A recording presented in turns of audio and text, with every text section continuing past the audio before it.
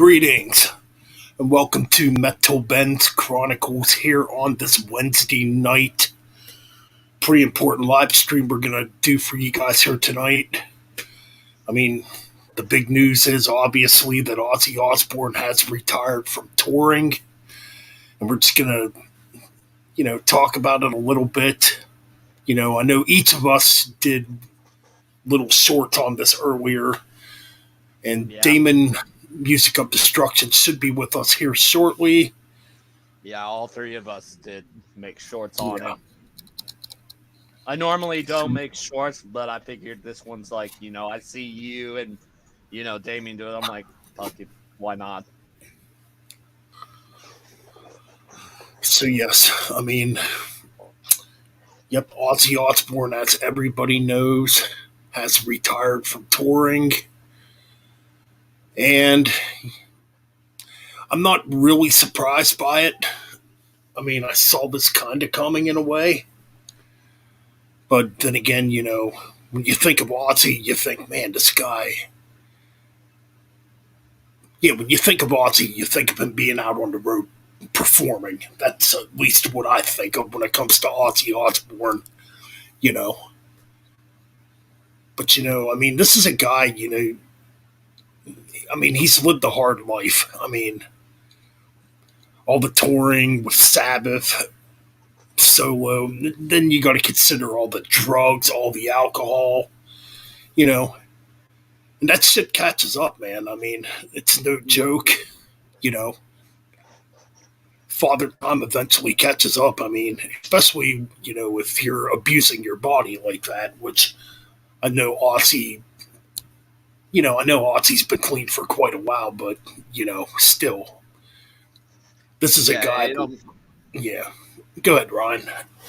yeah, it bums me out quite a bit about this because I never got to see him live unless it's like it kind of sucks. But yeah, it's like you said, Father Time. It's like Father Time is pretty much undefeated. Exactly. I mean, it's something we're all going to deal with someday. I mean that's just a part of life. We all get older. Yeah. We don't go backward to get younger, unfortunately. But Yeah. But yeah, Father Time does catch up people, and that's what's happening here with Ozzy Osbourne, unfortunately. You know, and a lot of the people that are no longer here with us or can no longer perform anymore, whatever. But I was lucky enough to see Ozzy Osbourne 3 times throughout my life. See, the first time I seen him was actually in 2004 at Ozfest. Yeah, that's actually the first time I saw him with the original Black Sabbath. And that was back to back both 2004 and 2005 that I got to see the original Black Sabbath at Ozfest, which was absolutely amazing. I mean, especially the first time I saw him, it was freaking cool. At the end of their set, I kid you not, the coolest thing happened. I remember this. I'm trying to think. I think they were playing the track, God, were they playing War Pigs maybe? Either or, at the end of the set, it was the coolest thing because it stormed right after the show, but like a bolt of lightning came out of the sky and like came near the stage at the end of the set. It was freaking crazy. It was one of the coolest things I've ever seen at a concert. And of course it downpoured afterwards, and yeah. Anyways, just a little story there. But no, Black Sabbath was amazing. I mean, and that's the thing, Ozzy Osbourne. You can say what you want about the guy, but the guy loved. He loves going out there and performing in front of his fans. Yeah. And the other time I got to see him was in 2010 on his own solo, and this would have been Ozfest 2010 in Jersey. they were on a limited tour then. They only had like select dates pretty much. Yeah. I mean, they had Gus G on guitar. I thought he did a good job. I thought it was still a good concert, And they played a lot of the classics like Mr. Crowley, Crazy Train, obviously, and stuff like that. Oh, excuse me. So, yeah, I got to see Ozzy 3 times at least, and it was always a good time, and it was always a great performance, at least when I got to see him. Yeah. Yeah, like I said, I've never gotten to see him live ever because I think I got into him around, I forgot what year it came out, when Black Rain came out. And they had I think me and Dad went to like a record store and saw that and was like, why not? It was one of those like slip the digipacks. It looked like it was cardboard and all that stuff. So that was literally my introduction into Ozzy's music and stuff like that. Cool. Oh, that's pretty cool. Yeah, how did I get into Ozzy? Man, that's a really good question. I think my earliest memory of Ozzy would have been, strangely, on NWA National Wrestling Alliance Wrestling as a kid. Hawk and Animal, the Road Warriors. Okay. Back then, they were wrestling for the National Wrestling Alliance. NWA, This yeah. would have been Mid to late 80s. were they in AWA when I first seen them? It's been so damn long ago. Either or, I was around 5 or 6 years old, and I remember they came out to Iron Man by Black Sabbath. That was their original theme song. And I just remember being a kid thinking it was the coolest song in the world, you know. So I guess that would have been my earliest introduction to Ozzy, even though I didn't really know anything about Ozzy at 5 or 6 years old, you know. But solo, the first Ozzy song I can remember hearing, as far as a solo artist goes, is Crazy Train. And I must have been, God, I was pretty little too when I first heard Crazy Train, excuse me there. I think I was like freaking, I must have been around 4 or 5 or 6, somewhere around there too. And that's the earliest memory of when I first heard Ozzy. But for me, how I got into Ozzy, like really got into Ozzy, wasn't too long after I first heard Metallica's Master of Puppets.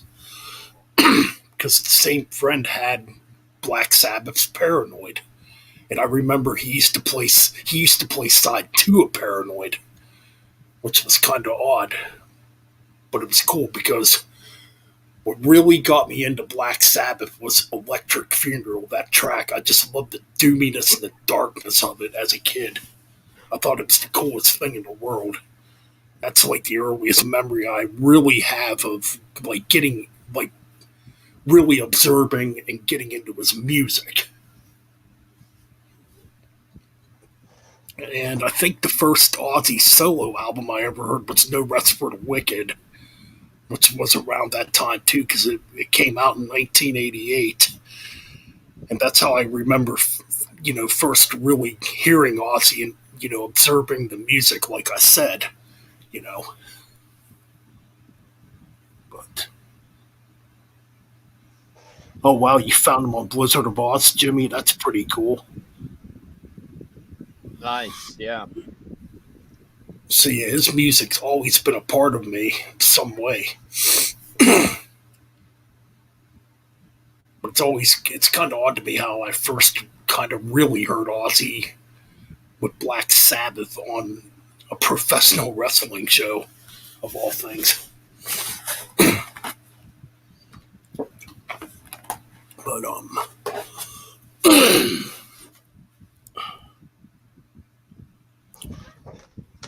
so I'm just reading the chat comments here. 91.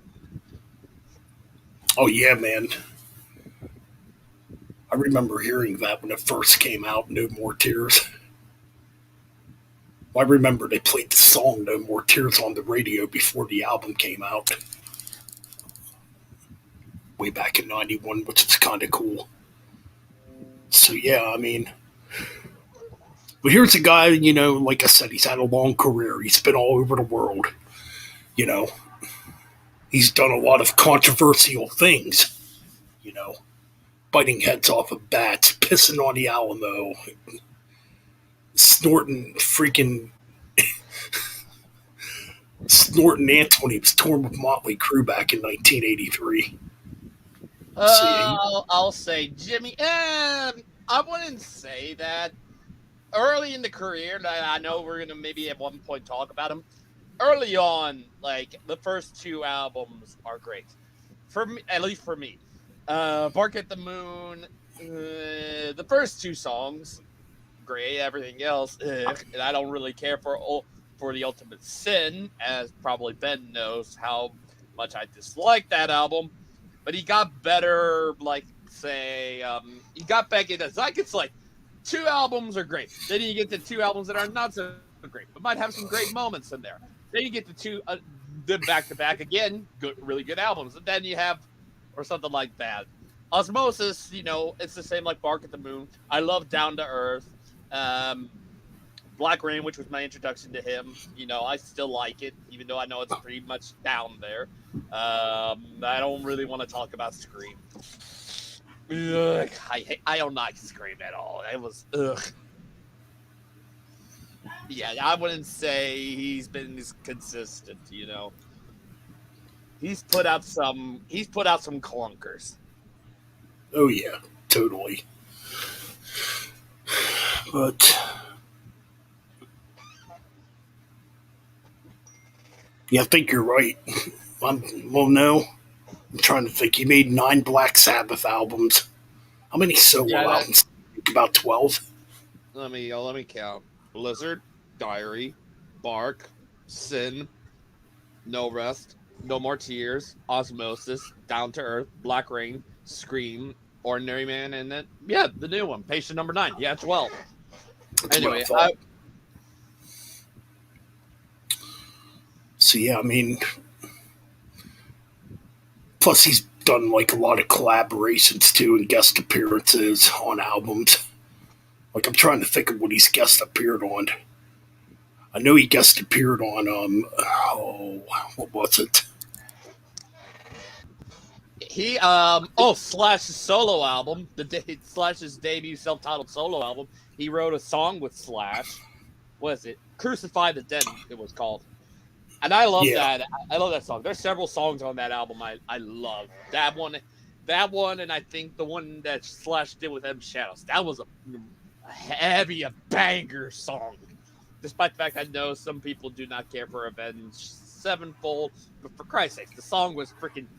But you can't deny the guy is a talented vocalist. Obviously, he's So such a then, great vocalist, and he and Slash made a banger on that album. Anyway, I will be right back. My mom wants me to take the dogs out, so I will be right back. all right. So yeah, like other collaborations he's done is with Lita Ford, obviously on the song "Close My Eyes Forever." That was like one of the big ones from back in the '80s. He did. Fuck. I know he's done a few things with Peter Still of Typo Negative. You know, there was a track they did. I think it's called Matchstick Men on the Private Parts soundtrack, which was a Howard Stern movie that came out in '97. I do remember that. I believe he collaborated with Cold Chamber. Yeah, he's done a lot.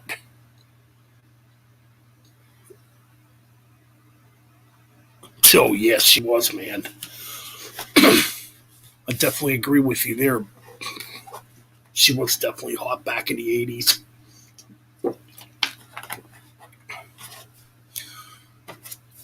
But yeah, anyway, like as far as my opinion about it goes, though, as far as him retiring, I mean, like I said, the guy's been around forever. He's toured all over the world. He's done a lot of destruction to his body. I think it's right that he, retires and just, calls it a day. Because let's be honest, he can't tour no more. He can't perform like he used to. And he's 74 years old. He don't really have anything else to prove. You know,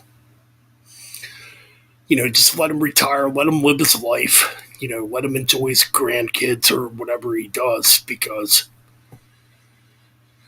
like I said, Father Time doesn't turn. Father Time don't give up.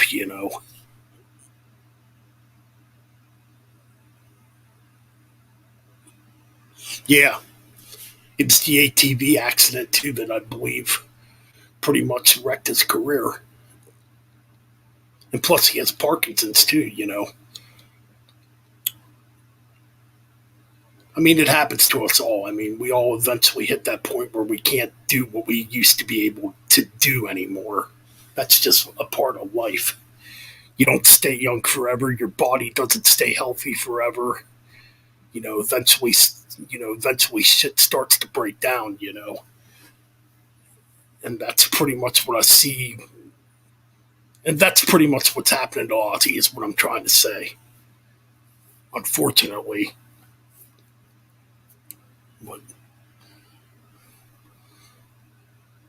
But he's put out a lot of great music too. He's the godfather of heavy metal. He's the prince of fucking darkness, man. You know, we all love Ozzy. We were all influenced by Ozzy some way, somehow. In fact, every heavy metal band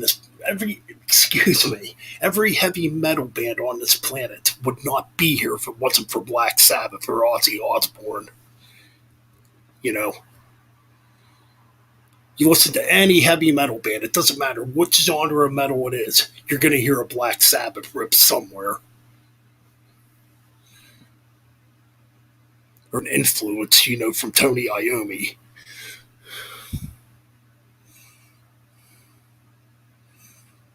You know, talking every style of metal: doom metal, death metal, black metal, thrash metal, straight up heavy metal, even glam metal. You hear it. Hell, even in grunge, you can hear fucking Black Sabbath, pertainly Soundgarden, Alice in Chains, bands like that. You can hear Black Sabbath's influence in some of these or in some of their tracks. The Melvins.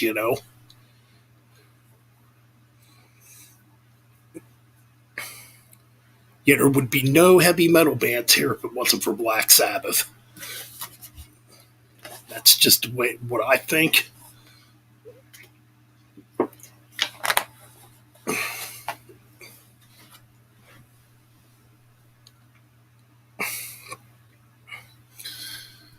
And I'll tell you what, man, like Black Sabbath too is one of them bands too where I've never heard nobody say that they're not influenced by Black Sabbath somehow. Well,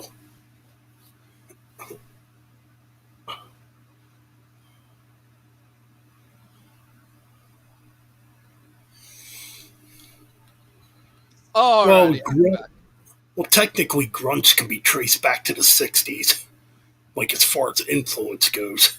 Sabbath, obviously. Yep. Since we're still on the topic of Ozzy, yeah. Sabbath has Well, yeah, any genre you could ever think of that is existing today. You can thank Black Sabbath for their existence. yep, exactly. Heavy metal, doom metal, stoner metal, sludge metal, stoner rock, thrash metal, death metal, black metal, grunge, new metal, It's everything. deathcore. Pretty much everything you can think It of is. that has metal influence in it. You can thank Black Sabbath for their existence, pretty much. Yeah, and Black Sabbath, and I was telling the chat that while you were going, and Black Sabbath too is one of them bands. It doesn't really matter what genre of metal you play. You never hear nobody say they were not influenced by Black Sabbath. Yeah, Everybody was influenced by Sabbath yeah, somehow. pretty much. Your favorite band's influences, pretty much one of them is going to be Black Sabbath, pretty much. Exactly. Like Like I think out of every band in existence, Black Sabbath is probably the most influential. I really do. Yeah.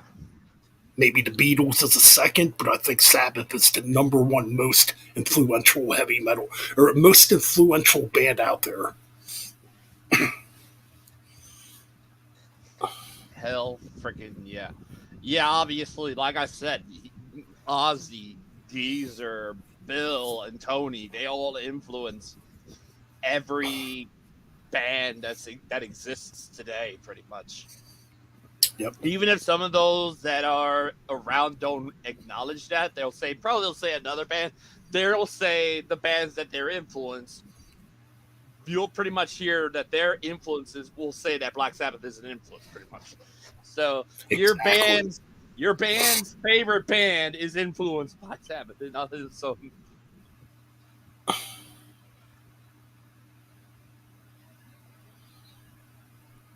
Right, pretty much, man. Just looking at the comments section here. Oh yeah, man, I totally agree. You know, Ozzy has to retire, guys. I mean, like I said, it sucks, but the yeah, guy's body's breaking down. He's like I said, he's 74. You know, he's got nothing to prove no more. You know, yeah, it's like, well, what's the point? It's the same with a lot of those like those older bands, Sabbath. They don't have anything to prove. They don't have to make another album or something like that. but Sure, you can maybe have it be like it would be pretty cool to see another one where it's like a certain iteration of a band, like let's say the Tony Martin era of Sabbath would be a pretty cool, see if it continues as a different band or something like that. It's just like, but some of those bands, it's like they got nothing to prove anymore. Black Sabbath is one of them, Priest, Iron Maiden, Metallica, all those bands, that have been around for a long time. They don't have anything to prove anymore. They do it like even with Metallica's new album that will be coming out in April and stuff like that. They're just playing their influences pretty much on that album. yeah, that's kind of what I'm hearing so far when it comes to these two new songs. Yeah, I it's mean, like,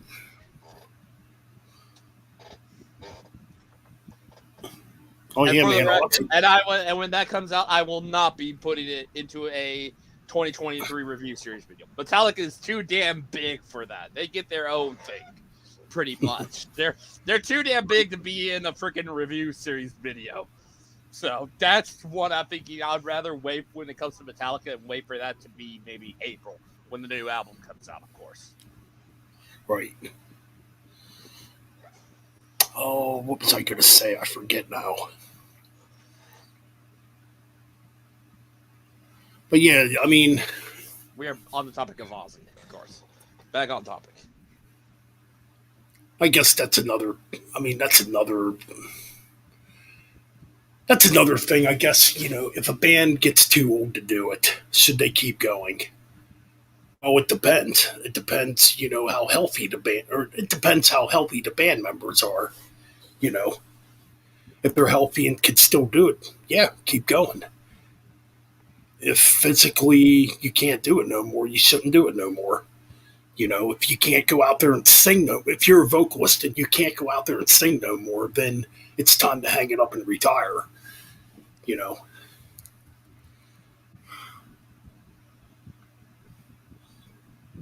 well, Kiss should have retired a long time ago. That's just my Yeah, opinion. it's a different that's a different beast altogether. It's like Yep, you're only gonna get one Aussie. That's it. You ain't gonna get someone else that's gonna play him. It's not like he's gonna get someone different or something like that. That band is solely him. He ain't gonna exactly. you ain't gonna get a replacement for that one. Whereas if you have something where it's like Kiss or something like that. Now the only maybe exception might be is like, oh, you can have another Black Sabbath or something like that. But when it comes to like a solo artist, it's a completely different beast from a band, pretty much, because that's a solo artist. It's a lot different. Right, exactly. I agree. Yep, because I mean, if something were to happen to Ozzy, there's no replacing him. It's like Kiss and Ozzy, while both are big when it comes to the rock and metal scene, both are completely different entities. Ozzy is more of like an artist, and then Kiss is a brand. They can get somebody else, and it'll be, maybe they might change the look or something like that. They might go a different direction with it or something like that. But that's what Kiss is. It's an entity. It's an entity. It's a brand. Whereas Ozzy is just an artist. It's completely different. Right. Yeah, I saw that, Karen. Yeah. I am I kind of mean, glad he got the Buccaneers a Super Bowl. I am pretty happy about that.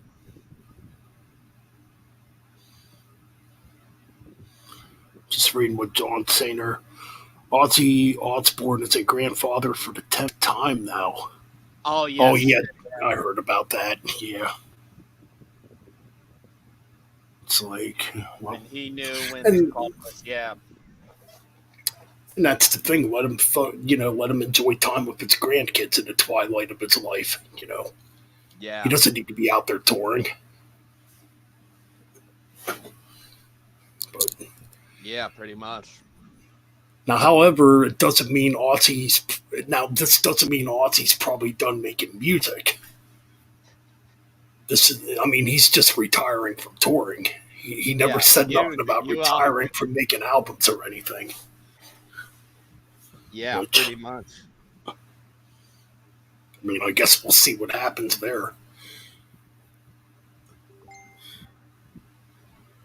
But yeah, I think it's a great decision all in all because I'd rather him, spend the last years of his life, with his grandkids or doing whatever, instead of being out on the road and we unfortunately could, unfortunately, if he's out touring, we might lose him sooner, which I don't want to think about that. But you get what I mean. Yeah,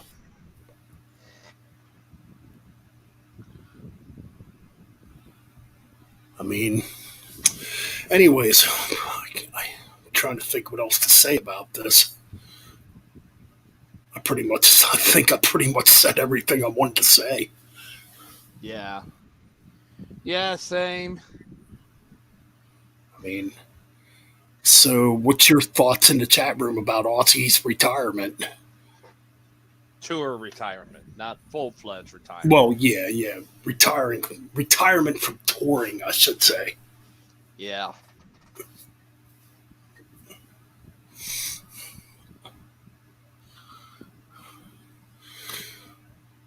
I mean, there's bands that are in their 70s going on 80s, that could still go. I mean, look, Ringo Starr's still out there touring, and he's 82 years old. And I mean, apparently he's still doing pretty damn good on stage. well, there's a difference between Ringo and Ozzy. Ringo's a drummer, so Yeah. he hasn't really fucked up his body as badly as Ozzy has. It's like there's just a world of difference between the two. Even because both have been around for so long, but they're completely different. Well, the thing about Ringo Starr is, too, he's not like a physical drummer. Like, his drumming's not. What's It's the in word the I'm looking for? pocket. Yeah. He's in the pocket Yeah. type of drummer. He's one He's of a them kind of simple, drummers. iconic, but he is a simple, he's a simple drummer and all that stuff, and he keeps with the beat and stuff like that. Then you see Yep. Ozzy, and it's a completely different thing. It's there's a difference between a singer and a drummer. You don't normally think of the drummer getting, being like that unless you're like, maybe say Bill Ward or something like that, or a John Bonham or a Nico McBrain or something like that. And you got a band like Deep Purple that's still touring and putting out records. I'm pretty sure they don't have the same drummer. They probably have had different drummers throughout their career. Pretty much, they've had different drummers. Who, Deep Purple? Yeah, they probably have had a different drummer. Nope. I'm pretty sure it's been the same drummer throughout the whole career. Huh. I'm pretty sure it's been Ann Pace the whole entire time. I mean, I'll look. Yeah, let's look. Actually, I'm kind of curious about that one. But yeah, they still have Ann Pace on drums, and he's 70. We'll find out here in a minute.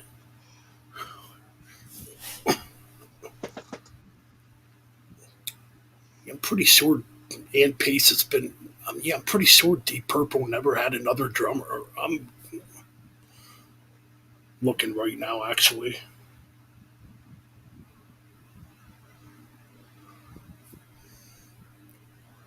Nah,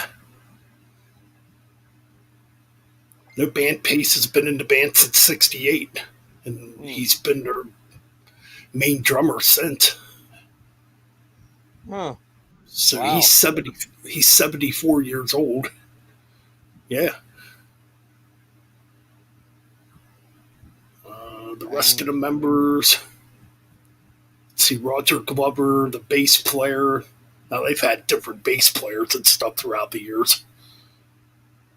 So Roger Glover is 77. Ann Gillan is 77 also. Yep, 77. Wow. Wow.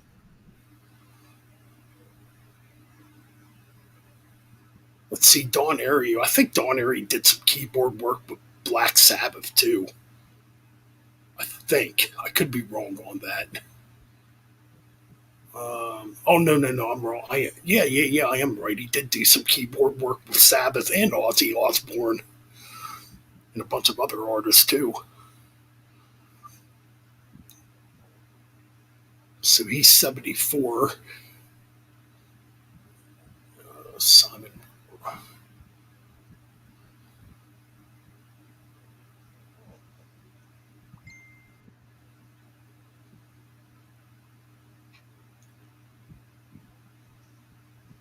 Oh wow, they must have got a new guitar player.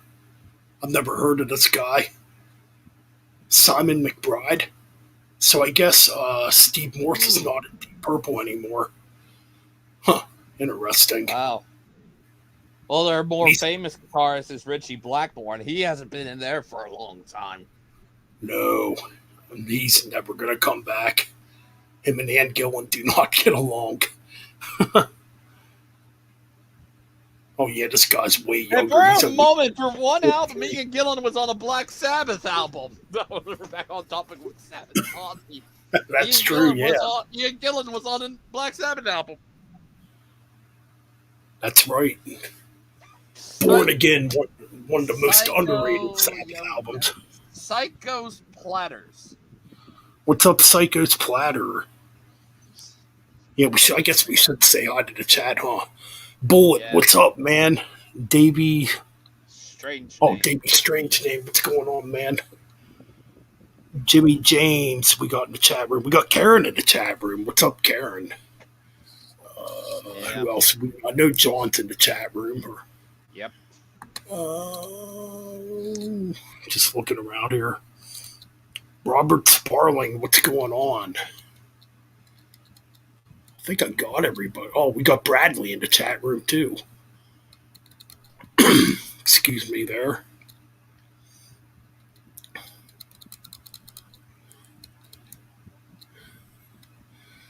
Yeah, I'm just waiting to see if Music of Destruction's going to show up at all.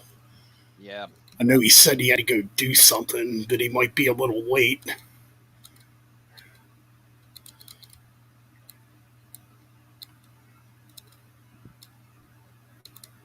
Oh All right, I got Jesus! everybody's names. Cool. Oh wow, Robert, I did not know. Oh wow, that's. Oh, that's. Oh god. Apparently, his wife has terminal cancer. Ooh. Oh, that's not good. Yeah, I didn't even know he left Deep Purple. He could still go play. He could go play with his brother Neil Morse. I Yeah, think. true. I I think mean, aren't they together in Flying Colors? mm, I can't that's a remember. really I know good there was a question. band where they were together in that one. Mike Portnoy's in there too. Boy, now I'm curious. might be right. Let's see, Steve Morse. Let's see, does it say here? Oh, yeah, you're right. Flying Colors in the Dixie Is Dregs. yeah, it's a that's a prog rock supergroup. It also has Neil Morse in there and Mike Portnoy. Oh, and Dave LaRue. I'll look at his discography quick here. Okay. Yeah, it Oh, the does Dixie consist of Dregs. Okay. Mike Portnoy, Dave LaRue, Casey McPherson, Neil, and Steve Morse. Interesting. They had 3 albums, and one came out 3 years ago called Third Degree. Let's see. Oh, and he did solo stuff. He did solo stuff too. Cool. I thought he was in Kansas. Yeah, he was in Kansas also. Steve Oh, Morse. in the 80s. Yeah, I thought so. Yeah. I'm just looking at his discography right now. What has he done and other stuff? Kansas. He was in Power and In the Spirit of Things with Kansas. Oh, and then a live album with them, and that was it. Oh no, wait, yeah, and here's another live album, and then he hasn't been in there since. Gonna have to check out this Flying Colors. I've heard of him, but I've never actually really listened to him. Yeah, you got Mike Portnoy and No Morse. It's pretty interesting. Cool.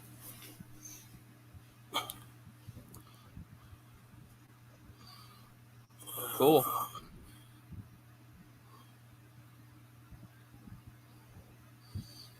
I'm gonna have to check out the Dixie Dregs. The Dixie Dregs too. I don't think I've ever actually checked them out before either.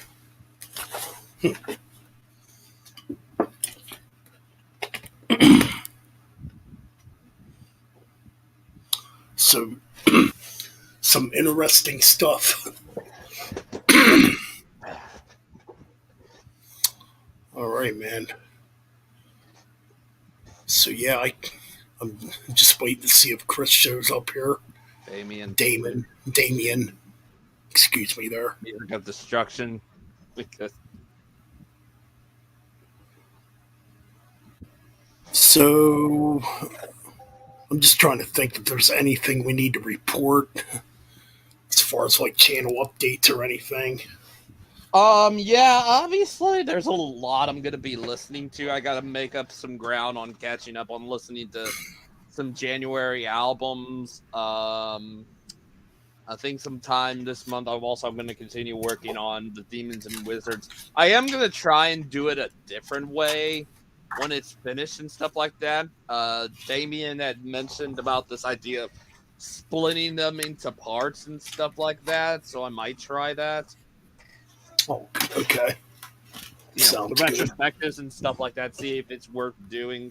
Obviously there's gonna be stuff in February that are gonna be coming out. I'll probably continue listening to some 2013 albums. So that's pretty much it for me.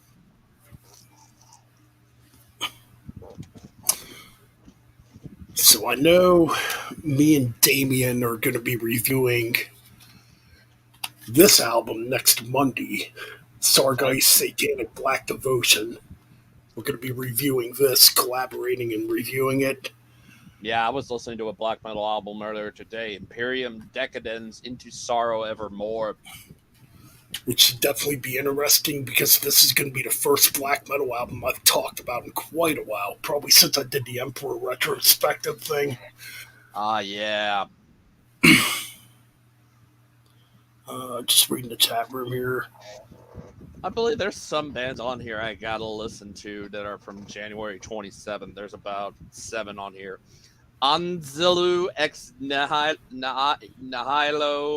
Iron Void 4, Ashen Horde Antimony, Sorrowful Land, Faded Anchors of the Path, Ablaze My Sorrow, The Loss of All Hope, Bizarre Cult, Den Taptic Kriegen, and Oceans, As in Garden, So in Tombs. Nice. Those are all January. The remaining January albums I got on my on my piece of paper I got right here. Yeah, I don't know if I should give an update on Mean Metal Mike while we're talking. Apparently, he's going to be gone from YouTube for quite a while. I don't know for how long. He hasn't really said, but Mike's having some equipment issues and he's unable to go live or do any videos. So he's not going to be. It's looking like he's not going to be around for quite a while. Yeah. I mean, so that's a little update on him. Me, I'm going to keep on putting out more content. Same here. I brought back Metal Album Warfare, so I put up the first episode yesterday. Go check it out. Oh yeah, the album versus album, track versus track, and all that stuff. Album versus album, album versus suck versus suck, or whatever the hell it's called, and all that stuff. So if you watch, if you know Ralph, that's what he does. He does from time to time. He does a suck versus suck. Yep. And he figures out which one sucks less. Pretty much, yep. Pretty much the same concept, which is really nothing new to this channel. I did that on this channel a few years ago, and I'm bringing it back. So, a couple people requested that I bring it back. So, we'll see what we come up with for the Metal Album Warfare episodes in the future, and those are going to be airing every Tuesday. So, be on the lookout for those. Still going to do regular album reviews. I'm thinking about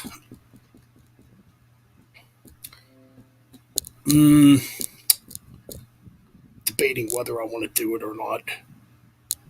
Now I'm probably gonna keep doing those on the Metal Bastards channel, the radio shows, which I haven't done one since I think the last one I did was last week.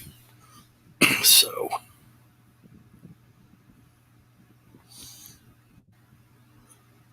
So John's on a toxic kick. What's Robert's check out here? And he says, check out Issa. Who the heck? Who the hell is Issa, John?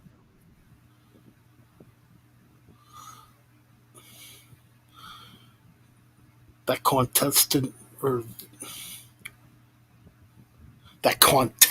from American Idol collab. Caleb John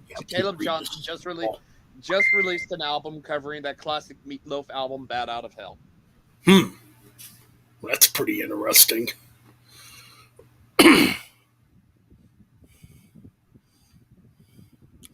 There's a new Paul Gilbert CD. Oh yeah, that Dio tribute. I want to hear that. Paul Gilbert's a fucking phenomenal guitar player, man. I want to hear how he does Dio songs. Wonder if he's doing the vocals for it.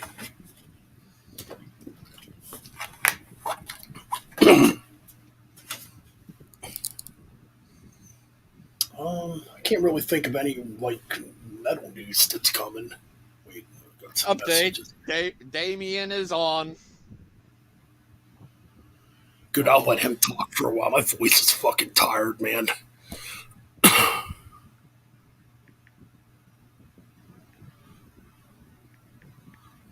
Check out, what's that fucking say? ISO?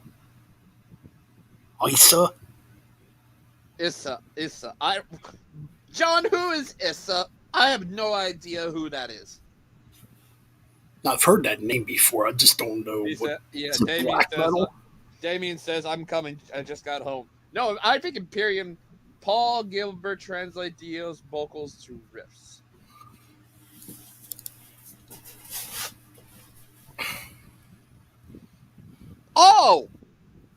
I think Issa is but judging by the thumbnail, it looks like a female fronted band.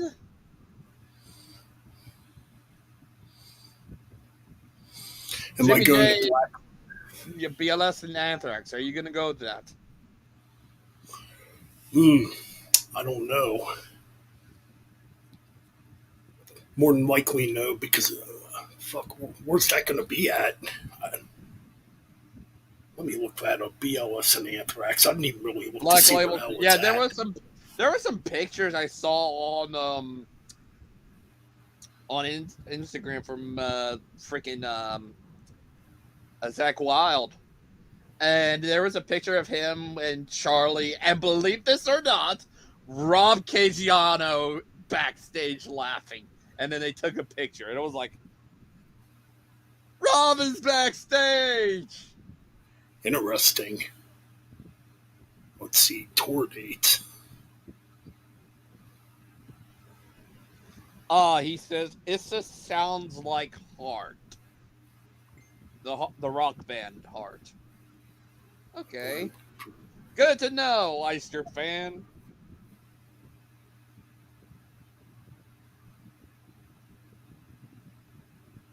Saturday, February. Yeah, I'm not going to make that show.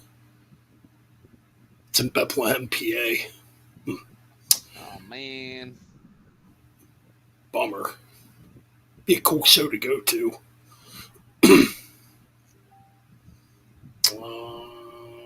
Just looking here. Okay. Yeah, I'm not going to make it, unfortunately.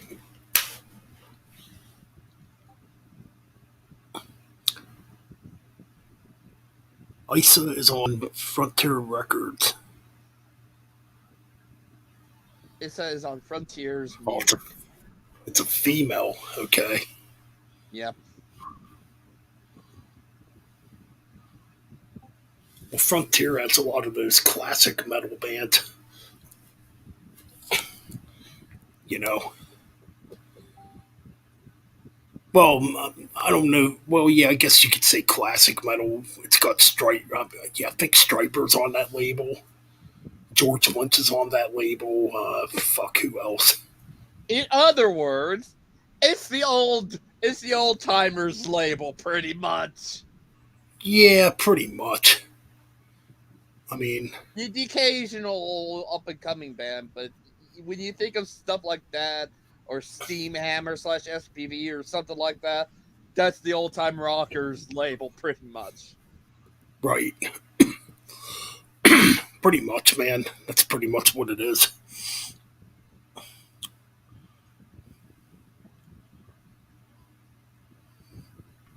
I do know. I'm trying to think. I think it's in April. I know Haunt's coming around here in April. It's going to be Haunt. I'm trying to think who else. Okay, it's Haunt, Night Demon, and Satan, the new wave of British heavy metal band. I'm trying to go to that because it's not too far from where I live at.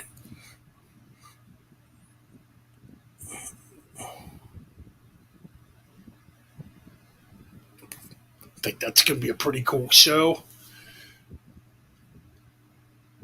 I'm sorry, guys. I can't really think of much to talk about, like, right now when it comes to, like, anything that's coming out or, Yep. you know. Oh, there's Damien. Oh, he's here, finally.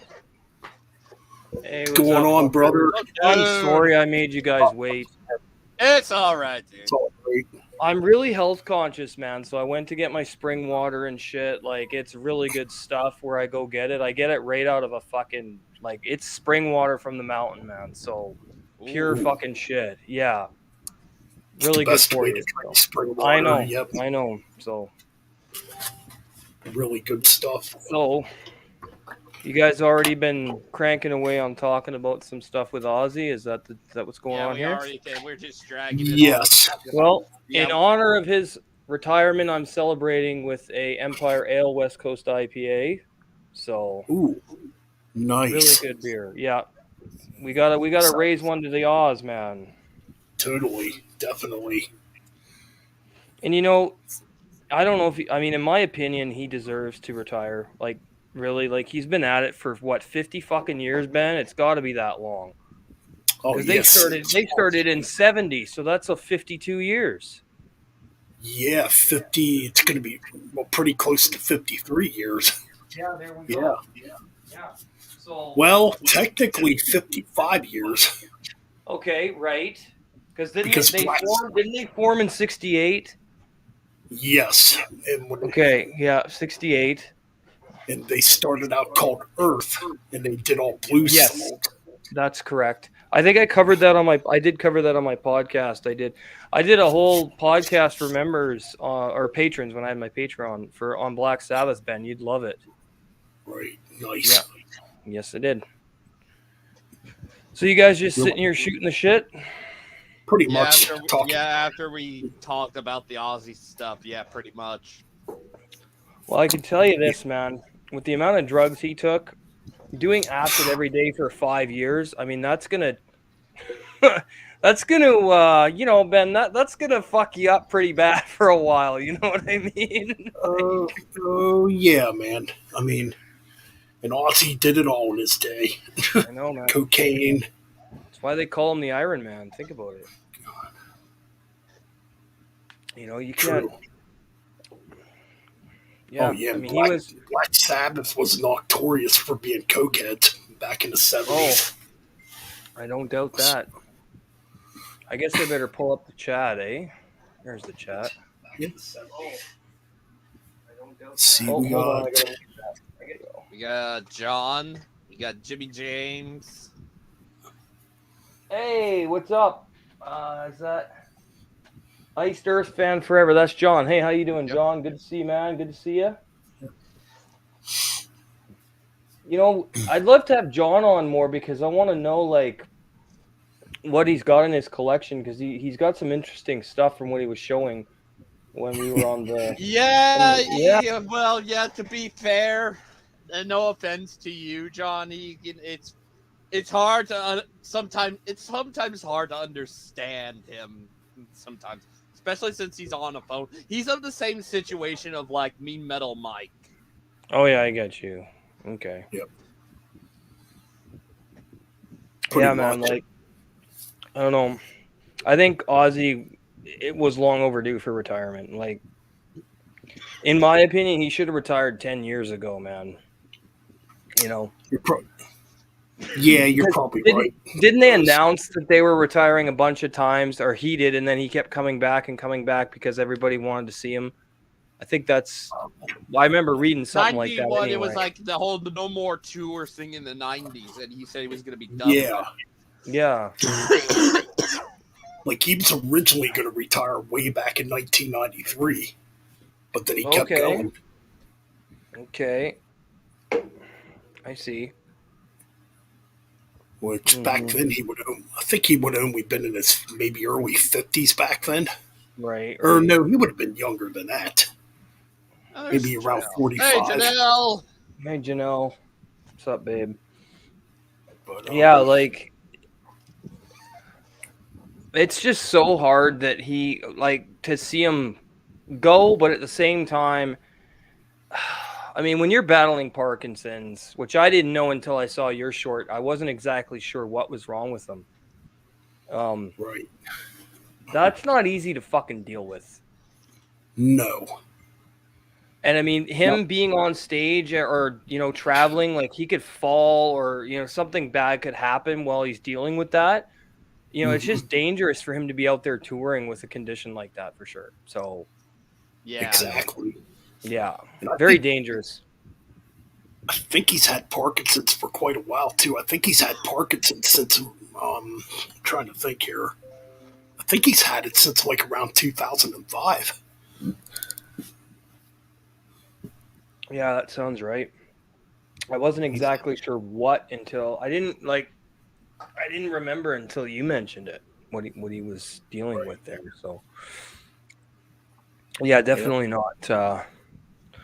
I don't think it's a sad day. I think it's a day where we can reflect on his legacy. Because he's alive. He is alive. So there's that.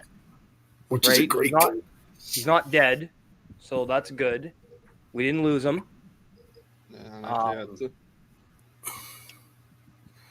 it would be as bad as losing Ronnie James Dio at this point. It would be. It'd be horrible. Away. Yeah, it would. It would. I've already told Janelle she's really going to have to console me when we lose Phil, because that's if we lose Phil Anselmo, I'm going to just go off the fucking rails. Like there's so many pussies in metal now with like all the legends are dying and we keep getting more and more pussies in metal. And I'm like, no, I agree. this has to stop. I agree, man. I totally agree. Like Bobby Blitz is another legend, you know, the guys from Creator, all these old bands, we can't lose them until they're ready to go. You know, once they're ready to Right. go and they're old, but I'm just sick and tired of losing amazing people and all these core clowns are out around and it's just like it's not the same anymore, Ben. It's not the same. I When me agree and with you you. grew up, when me and you were growing up, we had to like earn our way into this music. You know, we had to go to record stores. We had to hang out with other metalheads. We had to talk to people. We had to, you know, tape trade, whatever it was. You know, we had to find the music. It wasn't just there with a click of a button. I mean, we had to find it. Exactly. And I think that experience definitely sets the precedent between the contrast between the youth of today and the youth of when we were growing up. There's a huge difference because you know we didn't have all that technology and all that stuff. So I think that there's a greater sense of connection because we had to do those things and because we saw those bands evolve over time and we saw metal evolve over time into what it is today. And there's a lot to be said about being a part of that. Exactly. I mean, yeah, pretty much back then it was word to mouth. What you had back then was the magazines, or if you were lucky enough to have a friend that was a metalhead that knew about bands that you didn't know about. Right. That's how it was. Yep. Exactly, tape tape trading.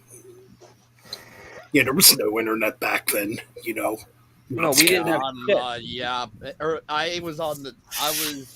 I came on the tail end where I was in y'all's realm before, when I was the 90s for me was Ryan, like I was in sorry, Ryan. Yeah, you're I'm in your 30s, right? Yeah. Internet was in its infancy when I was a kid. Okay, yeah, you're in your 30s, so you're not much younger than us. Like, yeah, no. Because I'm in my early 40s and Ben's in his early 40s as well. So how old are you, Ryan? I never asked you that. 32. Okay, well, see, you're only 10 years younger. That's nothing. That's not a big deal. Yeah. So you were born in 91 then, or 92, 90? 90. There you go. Okay, so I was 10 years old when you were born, and I was just finding extreme bands. I mean, bigger, more and more getting into the bands. And so, yeah, I mean, fuck, you're not that far behind. Yeah, no. At all. Right. No. Yeah, 1990, that's when. Yeah. Oh, geez, in 1990, that's when I was like really. I mean, I'm still obviously huge in the thrash, but I was even huge in the thrash then. Oh, I bet. As a 12-year-old. You would have been 12. Yeah, I was 10. You were 12. That's right. Yeah. I mean, I just freaking loved it. So, like, when I found thrash metal as a kid, I knew I was going to be a metalhead for life. I mean, there was no ifs, ands, or buts about it. Well, I found black metal. This is actually it's a pretty heavy story, but I was always into Bathory and stuff because my dad had the Bathory album with the goat. He had the yellow goat vinyl. Ooh. When I was fucking 4 years old, and I heard Bathory when I was 5. So I was lucky as shit because my uncle Stacy was more into the more extreme stuff. My dad liked more of the traditional hair metal. He did like some thrash, but my uncle Stacy was really into like Celtic Frost and fucking Sarcophago and Bulldozer and Witchfinder General, nice. and stuff like that, right? Yeah. So I had the best of both worlds growing up. So I had the more abrasive, extreme stuff, even in the 80s. I mean, Sarcophago, there was nothing like that in 84, 85, and there was bands like Possessed and stuff were coming around in Bathory. But so, I mean, I had the exposure to both sides when I was growing up. And man, I'm telling you, man, I can remember spinning those records so much, man. And I still have the amplifier that my dad was using to play all that stuff, and my uncle Stacy ended up with it, and he gave it to me. I still have that amplifier. Nice. A Rotel. I mean, you know how good of a brand that is, Ben. They fucking last forever. Right. Rotel is one of the most elite manufacturers for tube amplifiers that you can get. Right, And exactly. it still works flawlessly. And it's 40 years old. Yeah, they usually last a long time, which is amazing. I know. I mean, Yep. but it's like a band like Sarcophago. Oh, God. It's like a lot of people. It's weird when a lot of people talk about who invented the blast beat. Sarcophago never gets brought up. They did, though. It was them and Mayhem. Right. Those were like the two earliest to take it to the next extreme. Yeah. I mean, Possessed, you got Possessed and Necrophagia and stuff, but even on Seasons of the Dead from 87, Necrophagia there's no blast beats on that album. Mayhem were the first one of the first ones to do it, but Sarcophago were one of the first in the 80s to do it. Exactly, yep. Yeah. I mean, you kind of had hints of blast beats in. I'm trying to think here. Yeah, there was a couple hardcore punk bands where you had hints of it. Yeah. Like, I'm trying to think. DRI was one of the first, and SOD. That's Stormtroopers of Death. I still need to get some of their stuff. I used to have. What's the name of that damn album? I'm gonna look it up. What, the one with the dude in the army helmet with the cartoon? What's that one called, Ben? Speak English or Die. That's a yes, classic. I had that on cassette. God, man, if an album like that came out, I'm sorry. Go ahead, man. No, that's okay, dude. Go ahead. No, I was just thinking to myself, man, if an album like that came out today, the PC culture would be losing their freaking shit. Well, you know what? That's why I have my channel running the way it is, because I'm bringing back extreme metal that is offensive and that nobody's, that the big main boys aren't going to like. I mean, that's what my channel's about, man. It's about bringing back the dangerous side of metal. Because to me, it was better when it was feared and revered and not everybody could get into it, because then it's special. And that's what always drew me to it, was the outsider culture, outsider music for outsider fucking people. Same here, man. I mean, I wasn't, I didn't want to be popular in school, and I don't give a fuck about being popular to this day. Exactly. That's the way I look at it. I mean, I didn't get into this music to be popular, It's not for everybody, and the fact that it's being turned into this product that can just be easily consumed by the normal everyday person. No, I don't like that. I don't like that at all. Like, I don't know if you remember this. I don't really see it much on YouTube anymore, but I saw it on YouTube a lot back around 2015.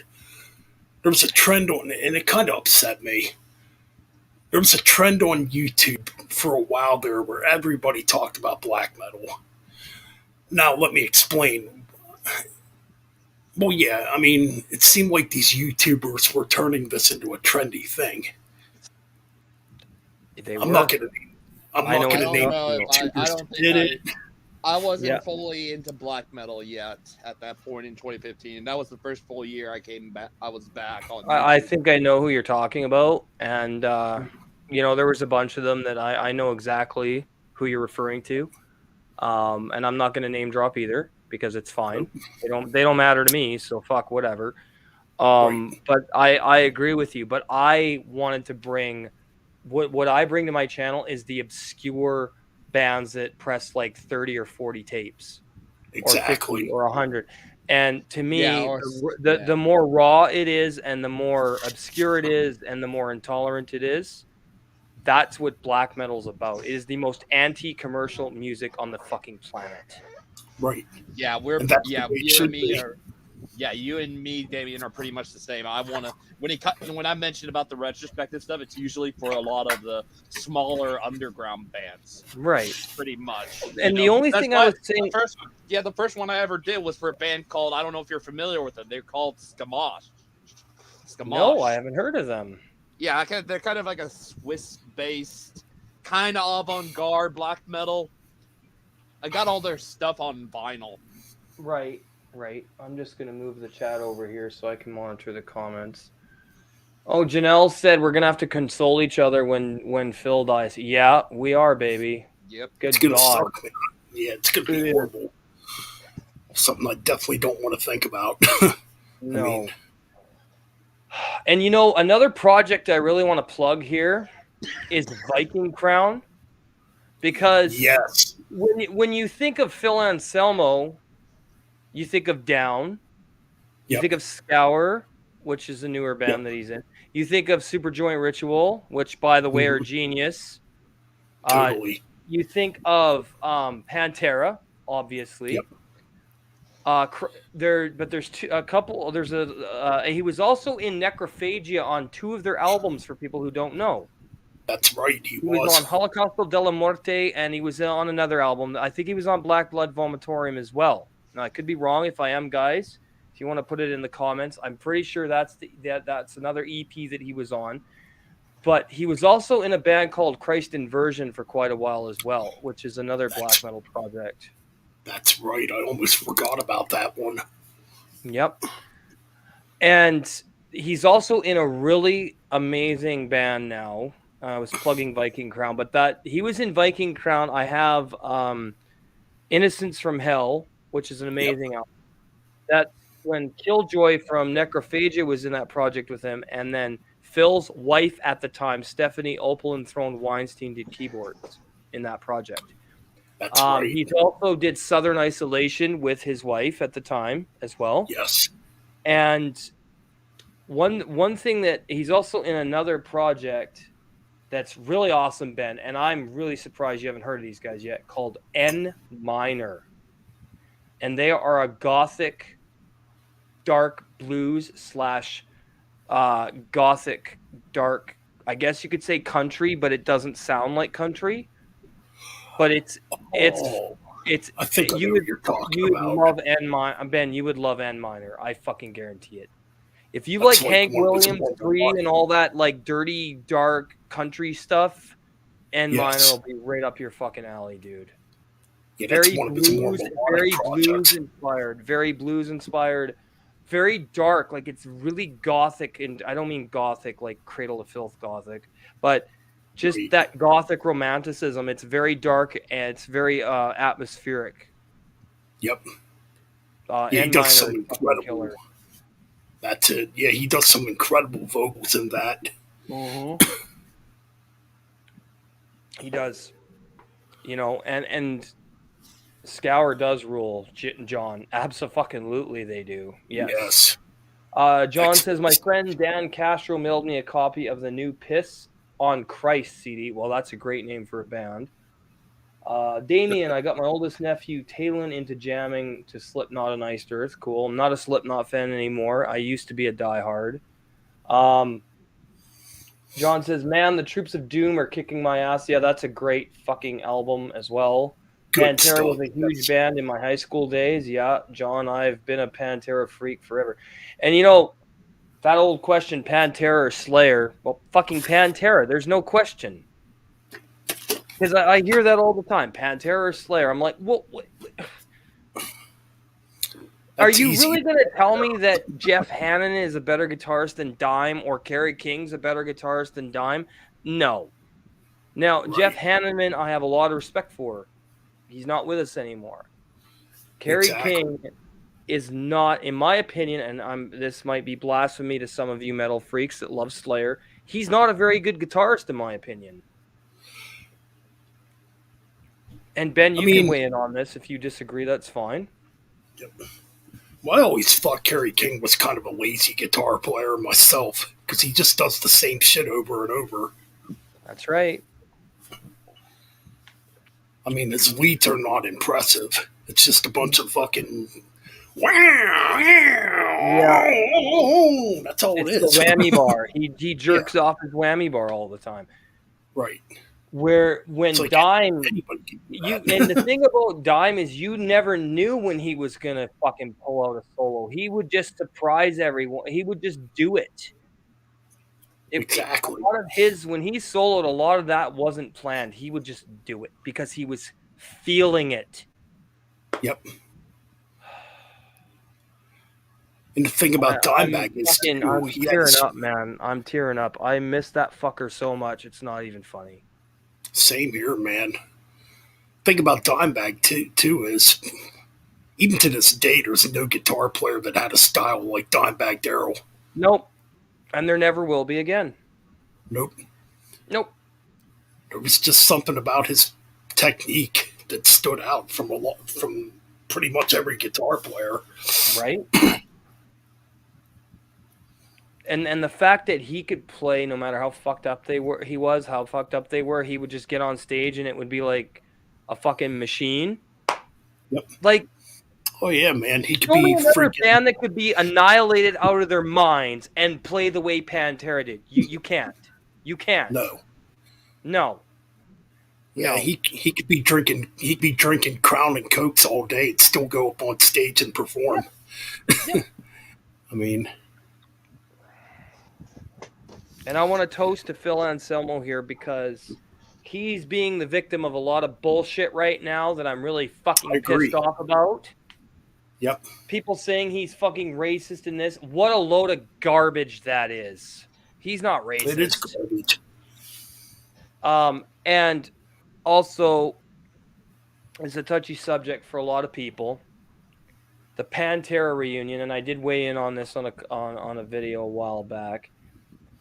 I personally, because I've seen Pantera with Diamond Vince with the original lineup. I have. This was back in. I saw them in 1997, and then I saw them again in 2000. And what year did they split up? That was 2003. I saw them in 2002 on the Reinventing the Steel tour, and I saw them on the Great Southern Trendkill tour. Nice. So I've seen the original Pantera. Yeah, How do I feel about the reunion?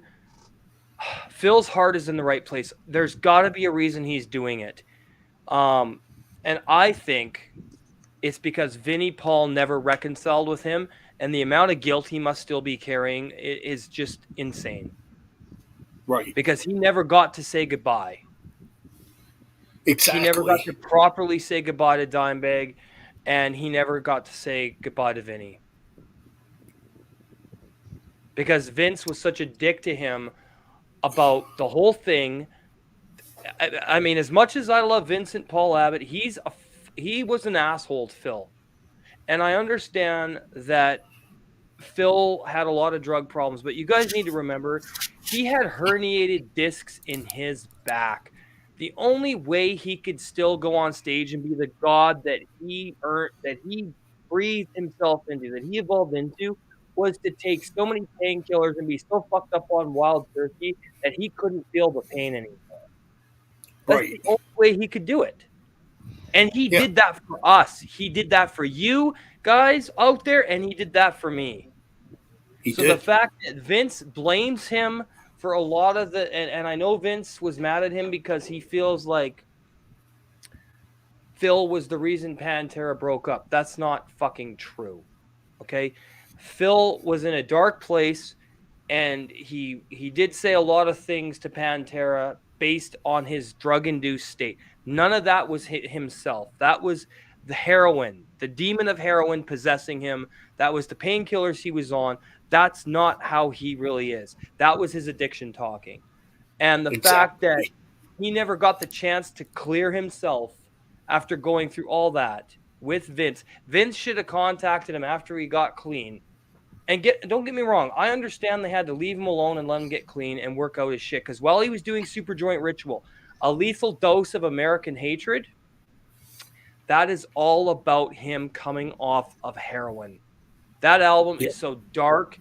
and depressing and morbid and fucking heavy and just downright venomous that after he started to get clean, and I love Superjoint, I wish they'd get back together, but after that happened, Vince should have reached out to him and said, you know, Phil, I forgive you, man.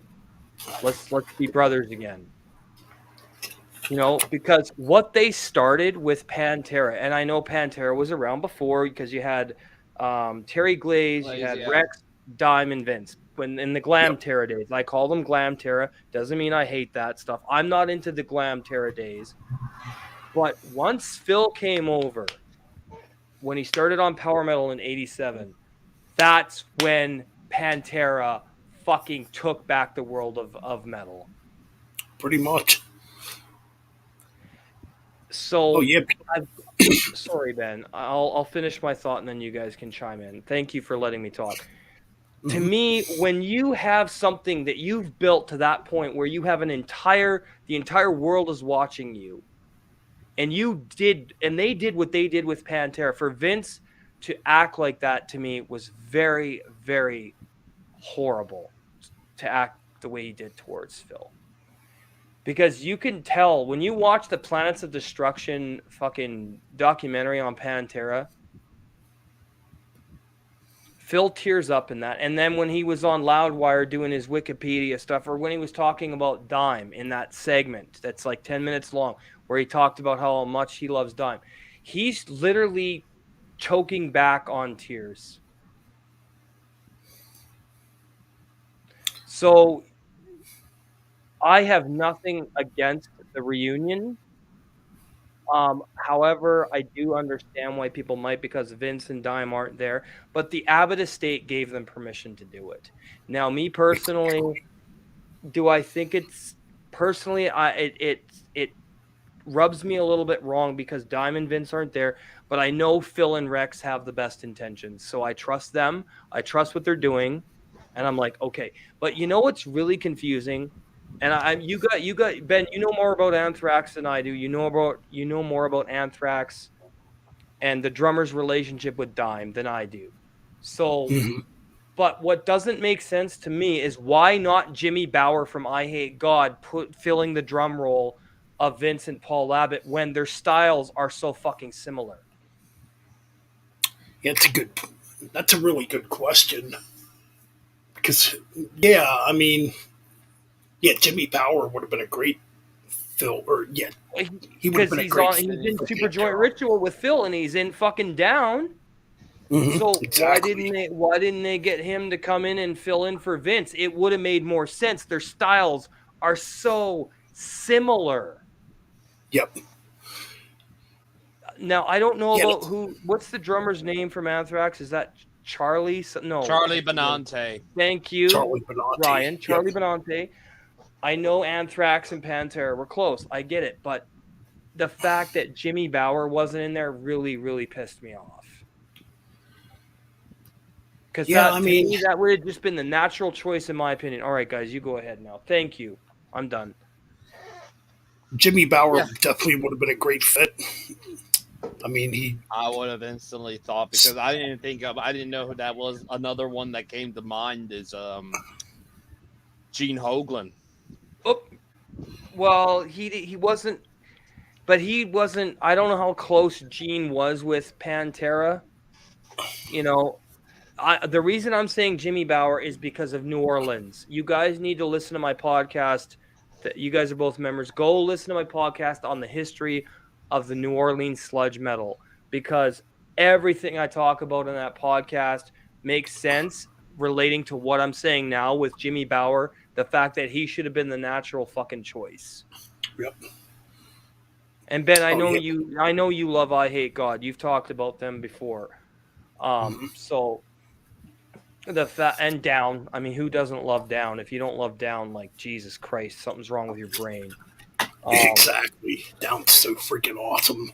Yeah, you got Pepper Keenan in there, Kirk Weinstein from Crowbar, you got Phil, and you got fucking Jimmy Bower. What more do you need when you got those four maniacs? It's like the perfect lineup. I mean, If there's one thing you mentioned, Kirk Weinstein, if there's one band I miss, it's Kingdom of Sorrow. I wish they make another album. Yeah, I know who you're talking about. I haven't heard them. Kirk Weinstein's project with Jamie Josta. It's like okay. I guess it's kind of a doom metal band, but they've only put out 2 albums. Okay, yeah. It kind of pains me that they haven't done something so long. Their last album was 2010, so it's been a while. Man, Ryan, I gotta watch more of your stuff. You know your shit, man. You definitely because do. you mentioned Kirk Weinstein, I was like, I so miss Kingdom of Sorrow. I gotta get some I gotta get some Crowbar. I don't have any yet. They're one of my favorite sludge bands. Crowbar is fucking sick, man. let's see. Ben, you got some Crowbar. Yeah, I got a couple of their CDs. Yeah, they're freaking killer, man. Yeah, man. I really need to get some I Hate God. They're one of my favorite bands. God, that's still one of the heaviest guitar tunes. For who? Crowbar or I Hate God? Oh, yeah, Crowbar, yeah. Crowbar. Oh, I Hate God has a really heavy sound, too. Dude, you know that if you watch the documentary New Orleans, NOLA, Phil continuously credits I Hate God as being the Kings of Sludge. Oh, yeah.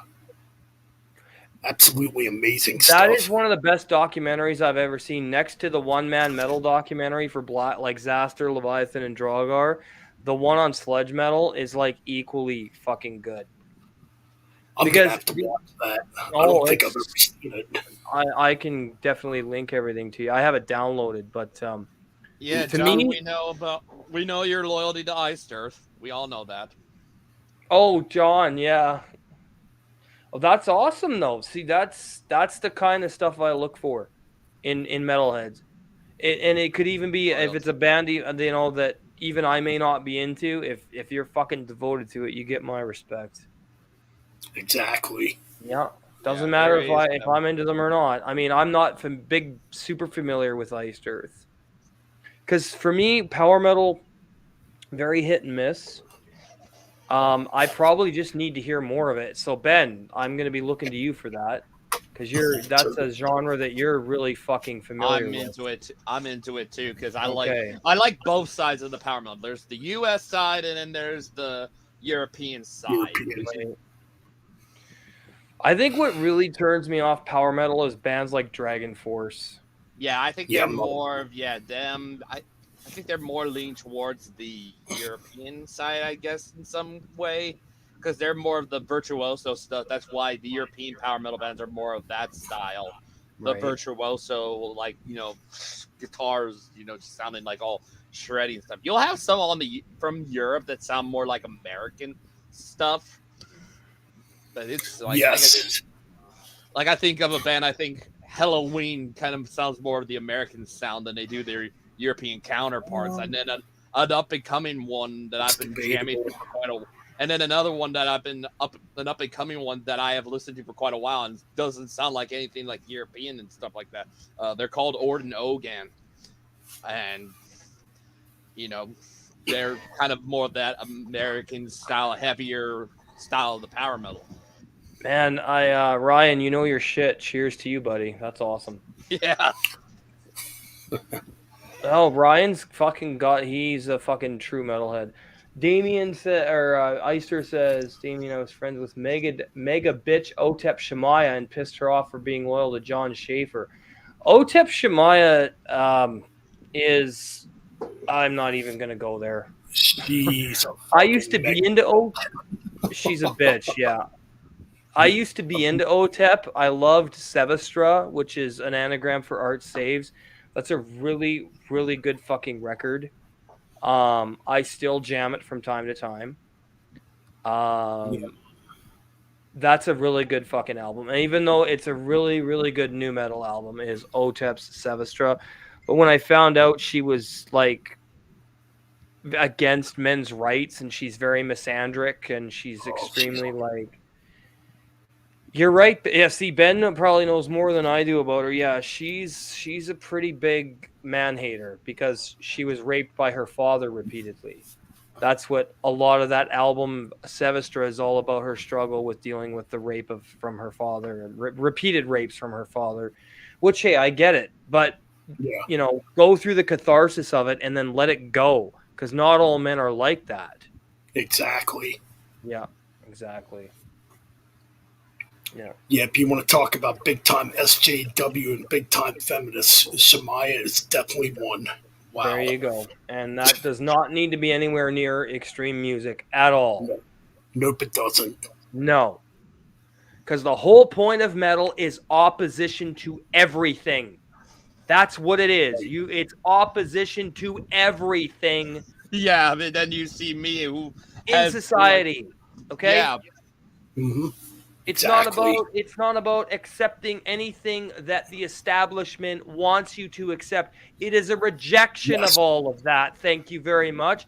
And Metal Ben and I are bringing that back to fucking YouTube. We're bringing that back, that attitude back, because it's fucking gone.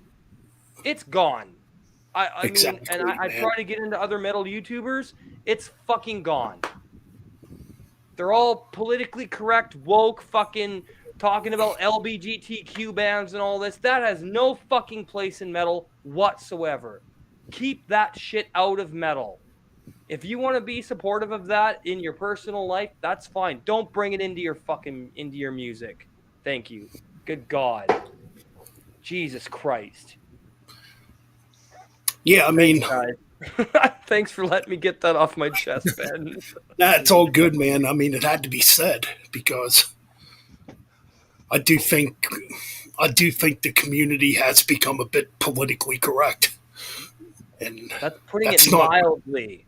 Yeah, and that's not what metal's about.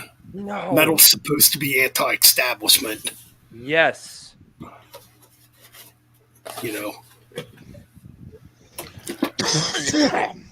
And I cannot stand when the thing I don't like too is when somebody tries to sub their political belief. Excuse me. What I hate is when somebody tries to sub their political beliefs down your throat. Yep.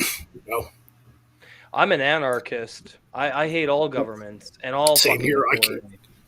Yep. So all governments. No, all governments suck. Yep, they'll fuck you in the end. Yep, and that's right.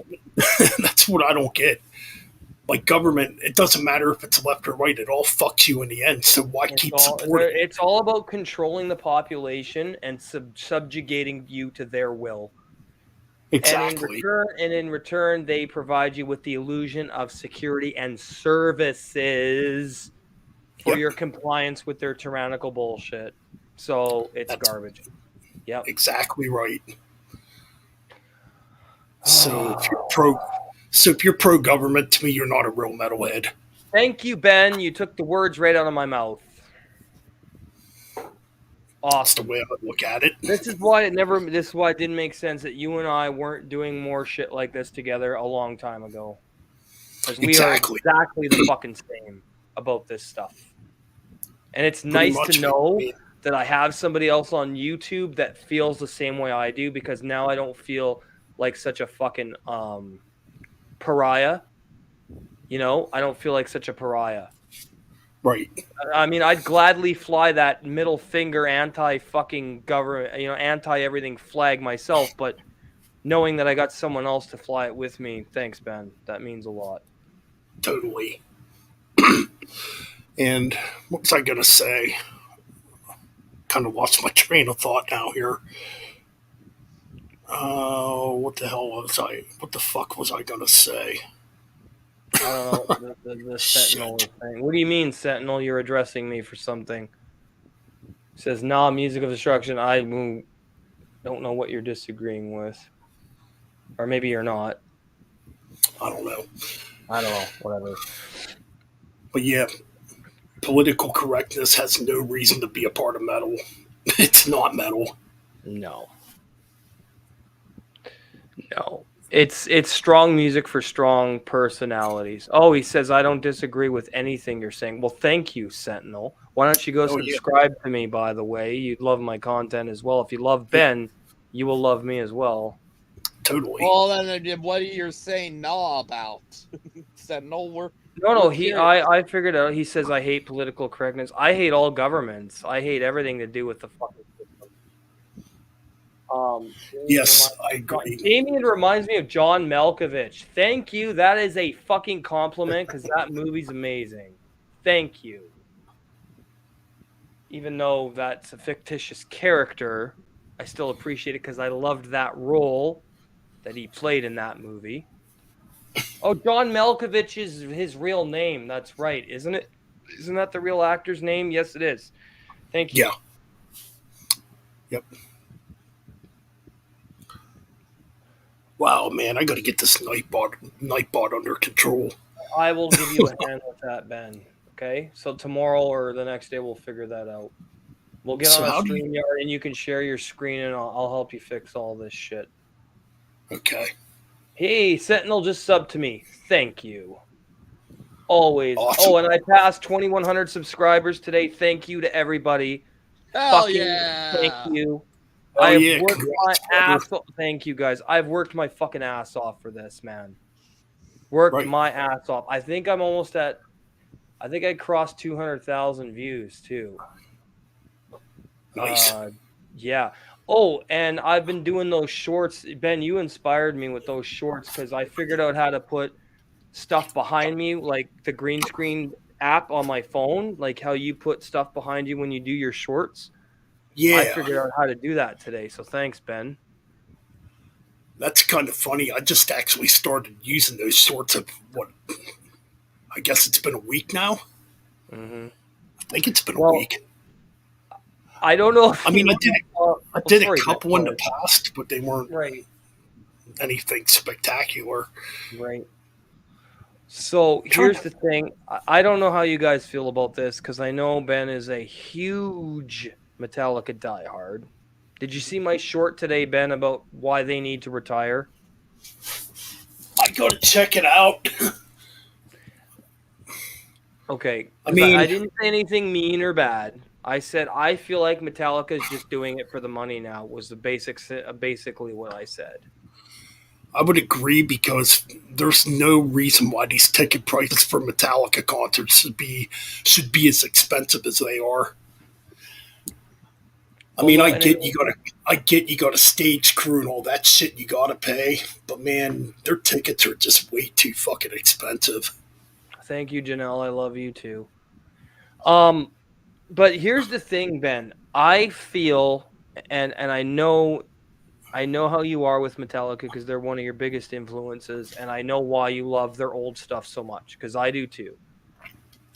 I feel like after Cliff Burton died, the band fucking derailed. And you know what? I know what you're gonna say. I at least I think I do. Jason Newsted was the best replacement they could have had for Cliff, and then they fucked him over. Right. Because I think if Jason was still in the band, they would still have some kick-ass fucking thrash metal albums coming out. I really do. Because Jason Newsted is an amazing fucking bass player, and his songwriting is incredible. Oh, yeah, definitely. I mean, if you listen to Doomsday... Flotsam and Jetsam, right, Ben? Yeah. Oh, thank you. There we go. So, if they would have kept Jason fucking Newsted in the band, they could have brought out some more fucking great albums. I think. Possibly. I mean, it seemed like Jason, to me, I guess Jason was a better fit than what Rob Trujillo is. Oh, we got Karen Troop. Hello, Karen. Hello, Karen. Yeah, freaking yeah, you're not paying for that much. I ain't paying for that much. I know you're not paying for that much, Karen. Oh, Karen says Ryan and I are good. Oh, so you know her in real life. That's cool, Ryan. No, I don't know her. Oh, okay. She's just joking then. Jason was awesome in Voivod. Yes, he was. Right, he was in Voivod. Completely agree. That's another fucking great Canadian thrash legend is Voivod. Oh, yeah. That's who one of my favorite new wave of thrash bands is. One of their main influences. Voivod is one of the biggest influences for one of my favorites. Vector gets a lot of their fucking influence from Voivod. I'll show you the Yes. vinyl I have of Vector, Ben.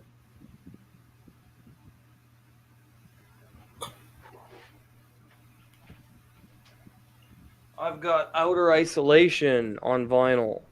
Ooh, nice. Yeah. This is my favorite album from Vector. I've also got the shirt. I should wear it more often. I've got the shirt too. It's a great album. It is my favorite Vector record. I did a ranking on them. Yeah, this one's number 1. Yeah, I gotta get more. I gotta get their other albums. The only one I have is Black Future. Yeah. Terminal Redux is really good too. Black Future's awesome. Yeah.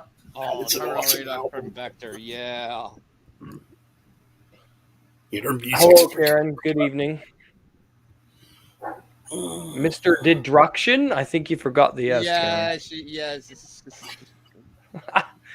We can joke around. Oh, man, that's awesome.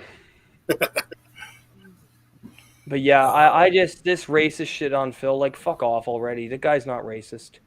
No, he's not. He just did a awesome, like, picture with Tech 9. Because Tech 9 was in the same city or whatever, and they posted it on Twitter. Tech 9's a great rapper, okay? I love old school rap. I'm going to say it now. I love NWA. I love fucking old fucking Public Enemy. My God. If you don't love Chuck D and Public Enemy, something is wrong because those guys are as anti-fucking government as it gets. It's just a different Oh yeah, world, man. But when you got people in those genres, I mean, hip-hop used to be dangerous too, and now it's just used garbage. to be. Yep. Oh, it's absolute trash. Public Enemy, one of the best fucking hip-hop bands of all time. Public Enemy was amazing. Yeah, dude. And do you remember the Beastie Boys, Ben, when they were a punk band? I remember. Yep. Yeah, dude. Fucking I'd love to get my Beastie hand. Boys are That's something else I'd love to get my hands on is their hardcore album. You could find it. I mean, granted, it's only I think the album's only like 18 minutes long, but who fucking cares? It's still good. Yeah. Beastie Boys are awesome, man. Fuck yeah. Oh, there was so much good music when we were growing up, man. Yeah, music used to have an edge to it. Yeah. And I'm just thankful for the underground because it's still there. And it seems like if a band does have an edge to it, you got all these pussies coming out bitching and crying about it. Well, this is too offensive. Yeah, it's fucking metal. It's not supposed to be for sensitive pussies like you. You know. That's right. Fucking woke bullshit. Get the fuck out of here. Yeah. That's not metal, man. Hey, Speed King. Speed King.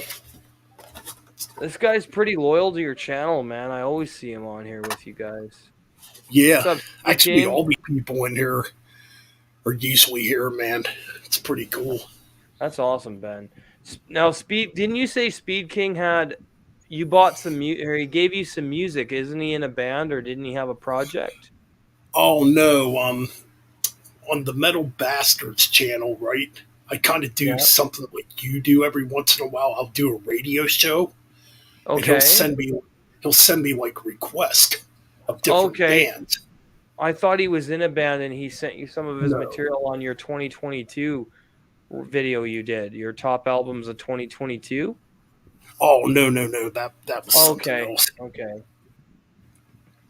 But yeah, on that channel, I do I'll do radio shows which I'm probably going to do one tomorrow night. I'll do radio shows, and he'll send me like request, track request. Now he's more into power. Like he's more into power metal. Okay, cool. And he'll send me like a bunch of power metal bands I'm not like familiar with usually. Oh, he said he used to be a vocalist. That's cool. Do you have a YouTube channel, Speed King, where you do like the kind of content we do? Like, are you a creator? I don't know. Do you know Ben? Does he have a channel? No. Oh, he doesn't. Okay. I know a couple of us have told him to start a channel. He should if he's fucking into this music. We need more real fucking people doing this shit. Oh my god, man. When I'm telling, dude, he's got a fucking huge collection too. He has stuff that he has a lot of like really obscure metal in his collection. Wow. So he's been on streams before then. Oh yeah. Yeah, okay. Oh, he says no, I don't. I just have an Instagram account. Okay.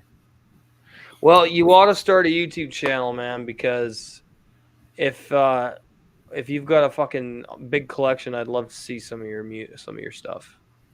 Definitely, Speed King. If you got a fucking collection, man. Oh yeah, it's huge.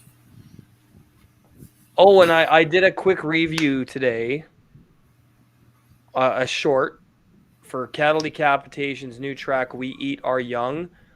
Ooh, I did see that. Fucking incredible. And now, if that's any indication of what Terracite, which is their new album that comes out in this year in May, if that's any indication of what that album's going to sound like, that to me is going to be their best since the Anthropocene extinction, which is back in 2015. Now, I do love Death Atlas. Don't get me wrong. But I feel like Travis Ryan's vocals he was a little too melodic on that record. And I know it's a very depressing album, so it makes sense. Because it's a very melancholic. There's a lot of doom metal on Death Atlas, and there's a lot of ambient passages. So his more goblin-like vocal approach made sense. But on We Eat Our Young, they sound as fucking pissed off and venomous as they did on Monolith of Inhumanity, which is back in 2012. Check that out.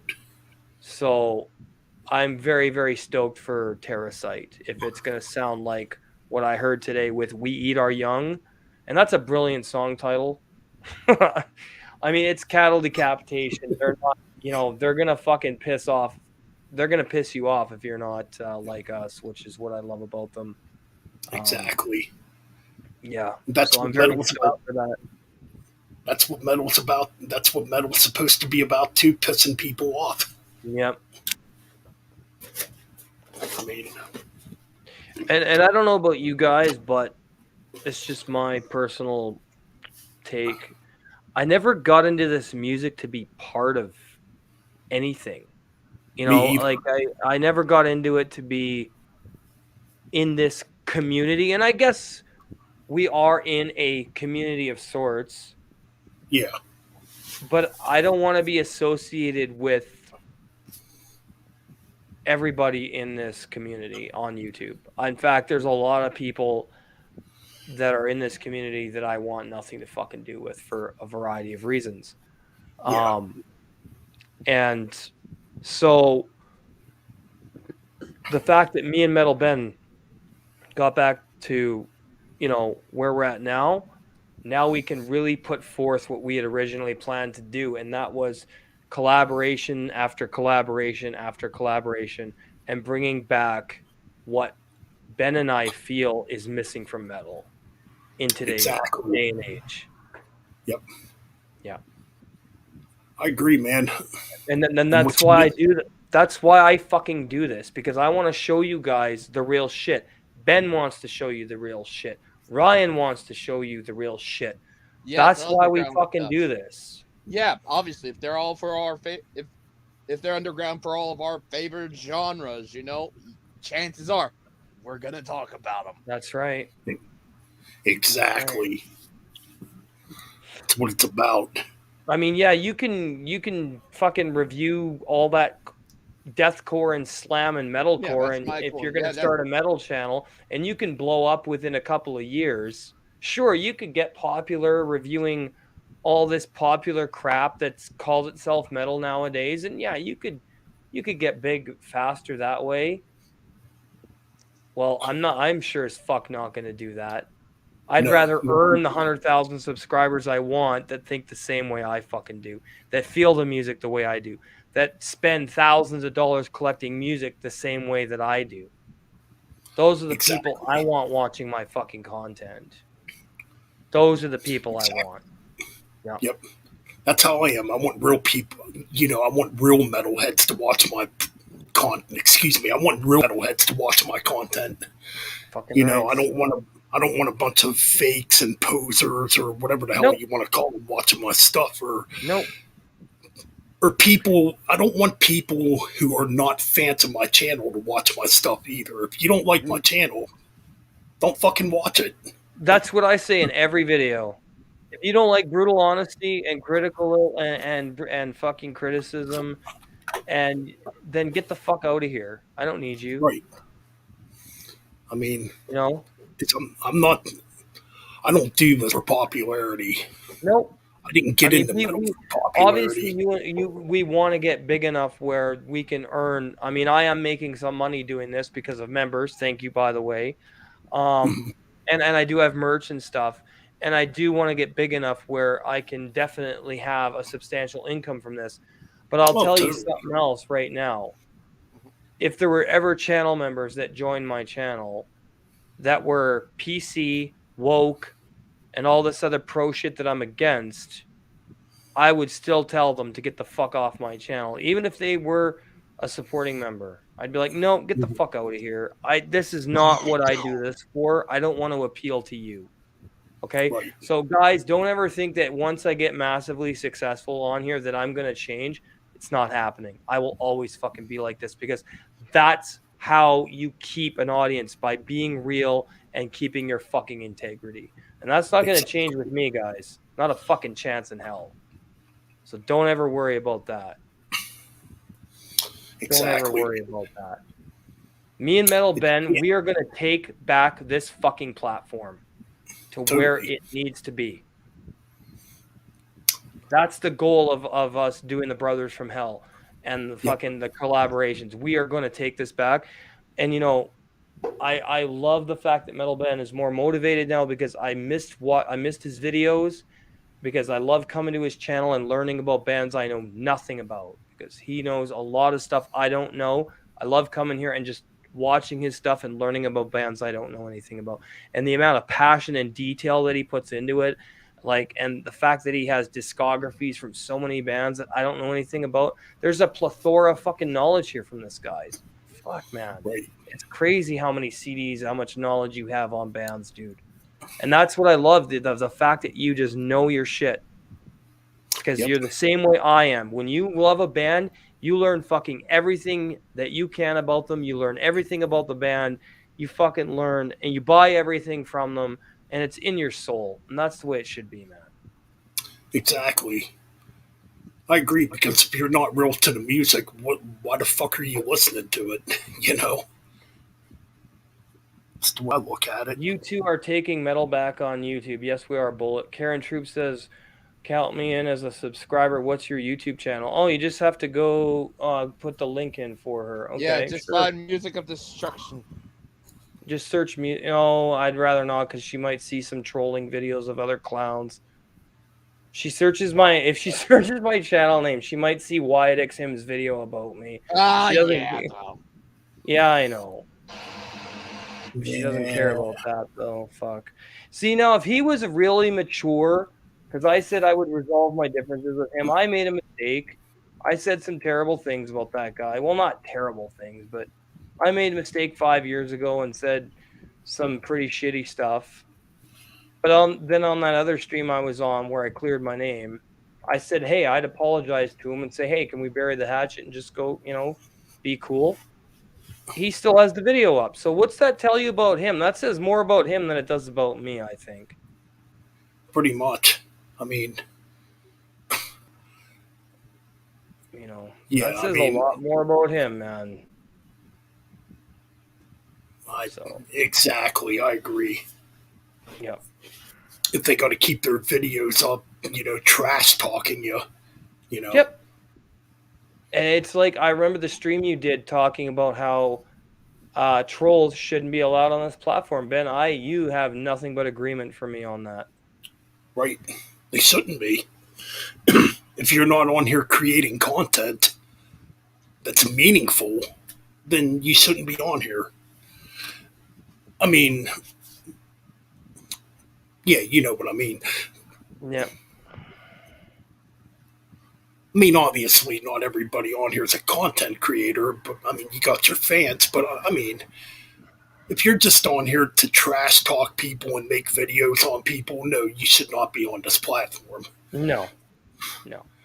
I mean, I get people have their opinions, but if you're just doing it to try to fucking To run Dist- people off the platform, then Yeah. fuck off.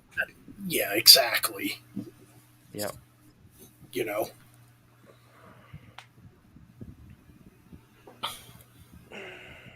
Anyway, enough of that bullshit. Who cares?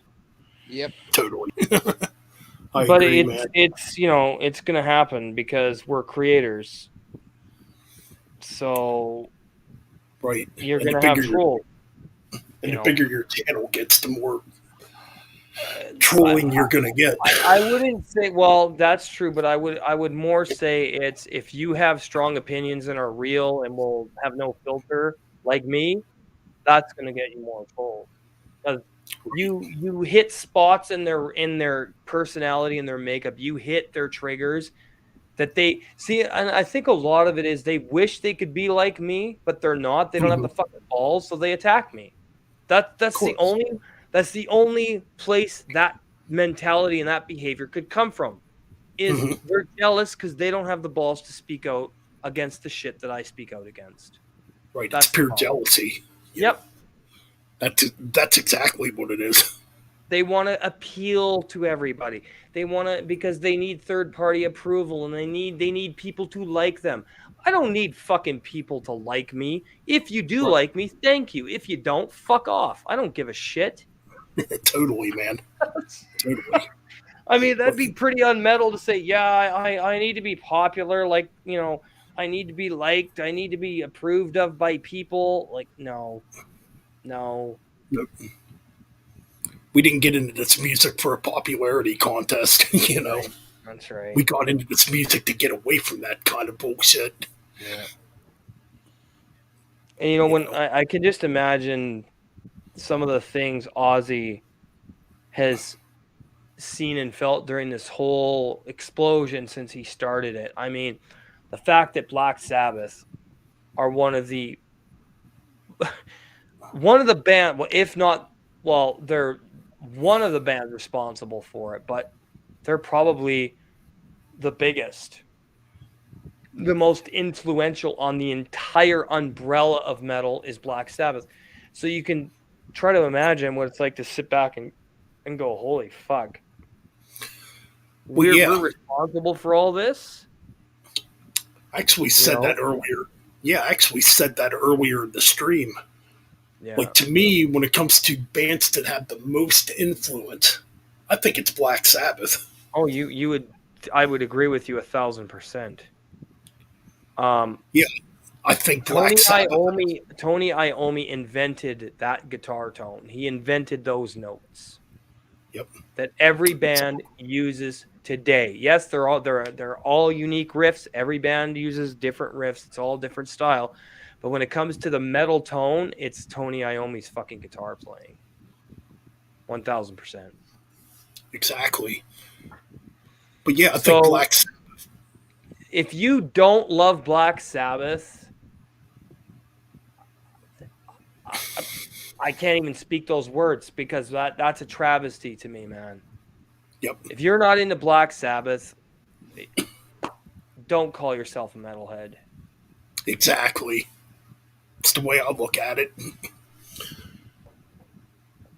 But as far as Black Sabbath go, like I was trying to say, I think Black Sabbath has had more of an impact than even Led Zeppelin or the Beatles, to an extent. Well, they were a lot darker, right? Like they were a way darker band, right? Darker, heavier. If you want to talk like rock, then yeah, Led Zeppelin, the Beatles, sure. But when we're talking about darker, more aggressive music, it's fucking Sabbath. Totally. Period. They're the first heavy metal band, Black Sabbath, bar none. There's no room for debate. There is no debate. That is a fact. It is a fact. They were the first. Yep. I mean, you can listen to almost any genre of metal, and you'll hear something from Black Sabbath in it. You're absolutely right. That's right. Yeah, there were bands before them that flirted with the heavy metal sound, but Yep. Black Sabbath were the first to actually, you know, make it be a full fledged and all that, and make it Right. well in the world. That's right. Totally. Yeah. Absolutely, man. I mean, man, look at all the bands that have kind of copied Black Sabbath, and I'm not saying that as an insult either. No. I mean, you got bands like Sleep, Orchid. Oh hell, I was gonna say Sleep. Cadaver, Yes. Oh god, Which that's Fine, another Which band. Fine in General. Yep. Which A lot of these bands definitely copied Saint Vitus. Saint Oh Vitus. yeah, too, because yeah. they got their name. They got their name from a Black Sabbath song. Saint Yes, Vitus, they Saint took Vitus' sorry, Ryan, bar. but- Yeah, Yeah, they it was took like- all their fucking influence from Saint Vitus is Yeah. basically Sabbath 2.0, man. Then you got the band Count Raven. Which Count Raven, their vocalist sounds yeah. almost identical to Ozzy. Yeah, that's a band. So I does think, like, Trevor King of- Church from Haunt Yes, Yeah. with Beastmaker. and Beastmaker. Yes, yeah. Yeah, you can hear a lot of Sabbath in that Oh Ozzy god, Osbourne. yeah. I was like, am I listening to fucking Black Sabbath? Like, wow. It's great shit, man. And you know, in 2020 and beyond, doing something like that is like a huge middle finger to modernity in the metal. Like it's such a big middle finger. Yep.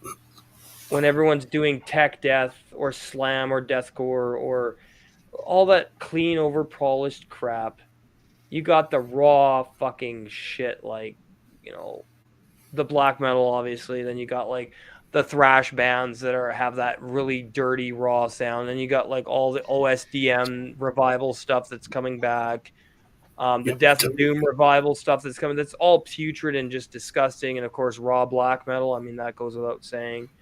But I mean, I just love the fact that there's all this stuff that says, no, I don't care about making money. I care about expressing myself, and I care about my music being a statement of how I feel about shit. You know, that's what it's about. So. Totally.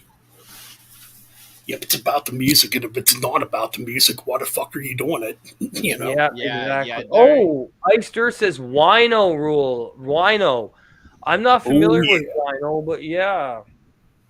Oh, he's the vocalist of Saint Vitus. Okay, thank you. Excuse me. And the Another Obsessed. band we didn't mention is fucking Pentagram when it comes to doom metal. Yeah. Pentagram fucking rules. One of the pioneers of doom metal right there is fucking Pentagram. Thank you very much. Along with Pentagram, and Black Sabbath. Candlemass. Yes. Candlemass, yeah. Relentless is still one of the darkest albums I've ever fucking heard. It is a dark album. I have that album. I guess we can talk about this a little bit. Ben and Damien, what are your thoughts on Thurgothan? Oh, one of the pioneers of funeral doom. Yeah. I fucking love Thurgothan. Great fucking band. Along with Skepticism. That's a band I'm really going to dive more into because they were like one of the very first funeral doom bands. They were. Yep. Yeah, and Jeff. One album. And you guys know Jeff, right? Metal. Well, he was a Metal Madness. Now he's Gas Mask and Hand Grenades. Mm-hmm. He actually just interviewed the vocalist of that band. What is it? Thurgothan, yeah. Yeah. No, Zergoth. Craig Chandler. No, it's Chandler. Eric Chandler or something like that? Yep. Is that who it was? Esoteric. That's what the band was. Esoteric. Yeah, Esoteric. I'm thinking of. I'm sorry. Esoterica? No, Esoteric's a good band too, yeah. Yep. I think it's them that's like one of the first. Thurgothan is pretty awesome stuff, man. So is Skepticism when it comes to like early funeral doom. Talking 2023 albums. Ahab, obviously. Oh, the Coral Tombs, yeah, man. Yeah. I still gotta check that out.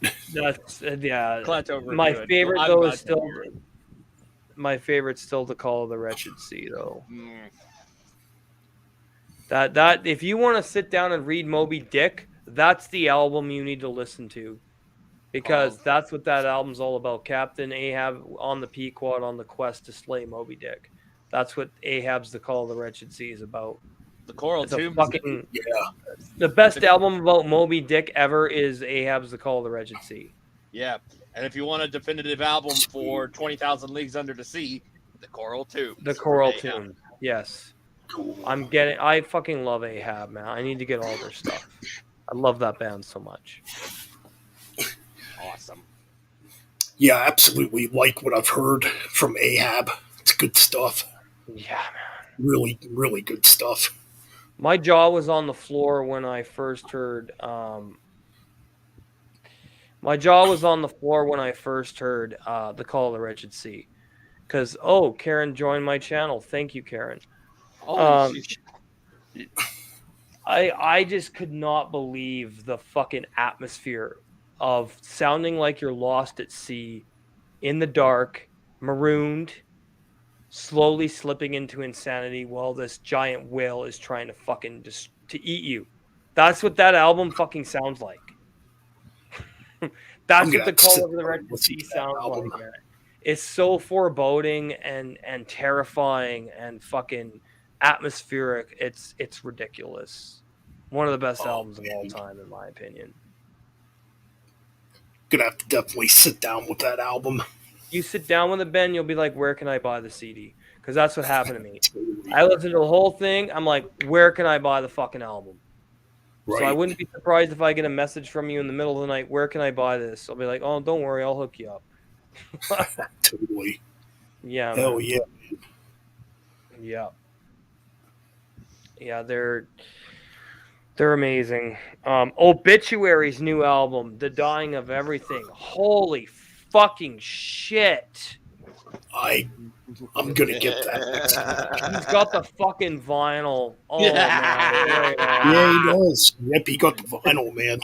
I'm so happy you brought I could not believe how much that sounds like Slowly We Rot and Cause of Death. I was like, good God, thank you, Obituary, for bringing that sound back. Yeah, believe it or not, this is the first ever Obituary album I've ever listened and bought. So, okay. I'm coming into it with a fresh mind and listening to that, and I did review it. I guess I can talk about it again because I did review it. So now you got to go back. Because I listened and I'm like, some songs sound more thrash than death metal. Mm-hmm. Well, Obituary always kind of had a little bit of a thrash sound to them. Now on Slowly We Rot, it was more death doom. But then when Cause of Death came out, they went more and sped up their tempo and went more into just straight death metal. But then later on, they added they had a bit of thrash in there too. Yeah, later on they did. Yeah. I bought this solely for the artwork because it was made by Marius Lewandowski. Rest in peace. Mm-hmm. Even some group, you can hear some group in Obituary, especially on World Demise. That's a very groovy album. I did hear some groove on here a little bit. Yeah, definitely. Always loved Obituary, man. So, yeah, man. Although, like you and I talked about on the Autopsy collab, that's the band that got swept under the rug by Obituary, Death, and Angel. Pretty much in the first wave, because Medea's side was second wave. They didn't have an album out until 1990 or 91. Yep, exactly. So I'm talking 80s bands. Fucking Autopsy was like the underdogs in that whole first wave. So was Necrophagia. Totally. Yeah. Necrophagia, I mean, that's not to say Obituary isn't fucking incredible, but Slowly We Rot came out in 87. Or no, 89. 89. Sorry, 89. Yep. Yeah, 89. 87 Season of the Dead from Necrophagia. And Altars of Madness. Now, most people will go Blessed Are the Sick or Covenant. For me, Morbid Angel's best album is Altars of Madness. It's an awesome album, man. It is. Absolutely killer. It's still got that thrash death vibe going on. Yeah, And fucking David's vocals on that are, he's still got that raspy kind of higher pitch. Yes. Because it's got a lot of thrash in it. I fucking love Altars of Madness. Man, I could have bought me an original copy of that. I have the original with the DVD that came with it. I got to get that. Yeah, I have that. My buddy Bill gave that to me. I got a burned copy of it. But man, that's such a damn good album. One of the best debuted albums, too. And Blessed Are the Sick, don't get me wrong, okay? Amazing. Covenant, amazing. Oh, okay? Yeah, definitely. Gateways to Annihilation, amazing as well. Like, they've got so many good albums. Just don't ever talk about Elude Divinum Insanus, though. Oh, that was their one where they had, like, the electronic stuff going on? Oh, yeah. And they had Cowboy Dave Vincent. Okay. Well, one of the most criminally underrated albums from Morbid Angel, Domination.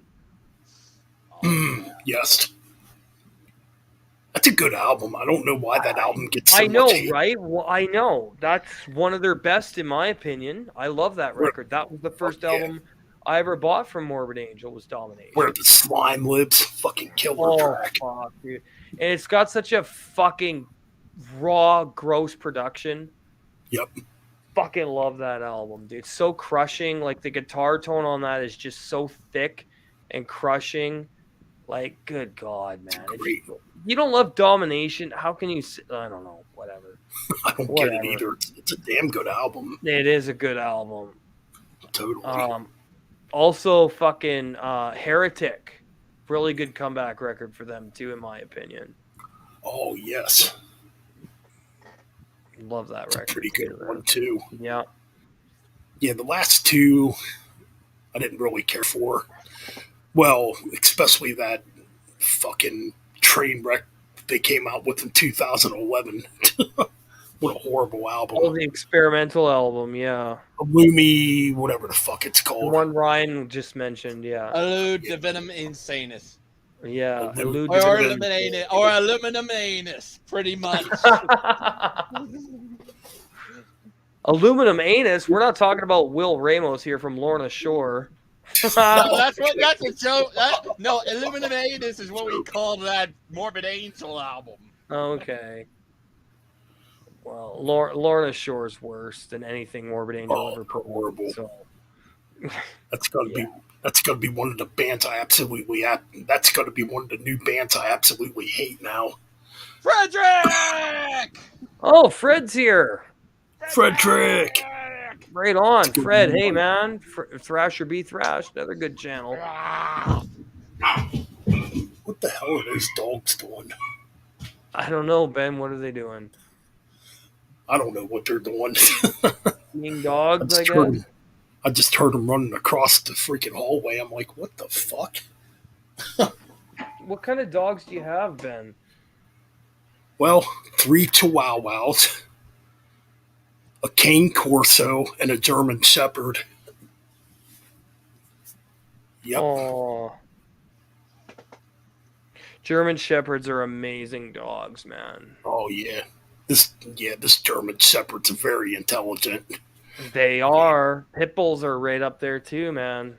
Totally, man. My girlfriend's got 2 pit bulls, Felon and Nice. Schizo, and then she's got 4 puppies she's trying to get rid of right now. Oh, wow. That are all That's blue, cool. blue heel, blue nose pit bulls. So, yeah, 5 dogs, 1 rabbit, and 1 cat. Oh, I think you had a kitty, Ben. Well, that cat's pretty stubborn. I hardly ever see the cat. Oh, well, because there's too many dogs, maybe. What's that? I'm sorry. Oh, I'm sorry. I said maybe there's too many dogs and he just doesn't like the dogs. Could be a possibility. I mean, who knows? But yeah. I might see the cat 3 times out of the year if I'm lucky. Oh, really? Yeah, he hides up in my sister's room. but Well, it's been 2 hours, man. Oh yeah, it's been over 2 hours. I think I'm ready to end it. Yeah, I'm pretty tired, man. I want to hang out with Janelle for a bit. So, all right, man. Well, this was awesome. I'll definitely. Oh, announcement here. If anybody wants, Ben and I are doing another collaboration on the 6th Monday Yes. for Sargi's Satanic Black Devotion. There it is. Yep, we're going to be reviewing this next Monday here A on my finished channel. black metal classic. Yeah. Oh my god, that's an absolute classic. Moribund Records. Yeah. Yeah, and I do want to mention that, Ben, if you're interested, obviously, me and Damien mentioned about doing a review for Thorgothan, or I mentioned it to him, and he had mentioned to you about you wanting to join in for that. Sure, I'd have to listen to the album and try to digest I don't have it. You know, maybe that's something we could do down the line when we all get a copy of it. Yeah. Because then we can be a lot more familiar. I mean, I do like collabing, even if I don't have an album, but I'd rather have it so I can hold it up and show like the artwork and everything. Do you have that record there, Ryan? No, I do not own it. I've always listened to it from time to time, though. Yeah. Cool. Well, we could figure that out. Yeah. Sure. Awesome. So, anybody else got anything coming up on their channels they want to put out there? Tomorrow, I'm premiering my top 15 Bosnian metal albums. That's premiering at 12 o'clock.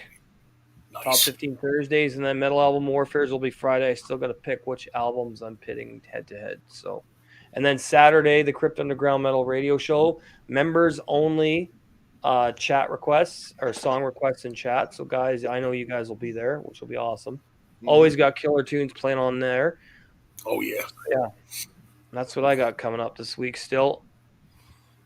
What about you, Ben? You doing anything else? Tomorrow night on the other channel, I'm going to do a radio show tomorrow night, possibly. Okay, well, I'll fucking be there if you're going to be on there. Yeah.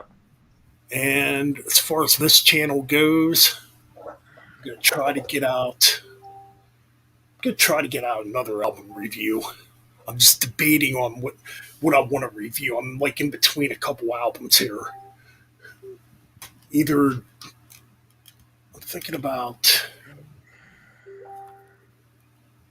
Oh yeah, thinking about reviewing this Death Hammer album that we were talking about. Oh, Chained to Hell, because you and I are doing Electric Warfare when I get it. Yes. Yes, I'm thinking about reviewing that. I'll watch that for sure, man. I love that band.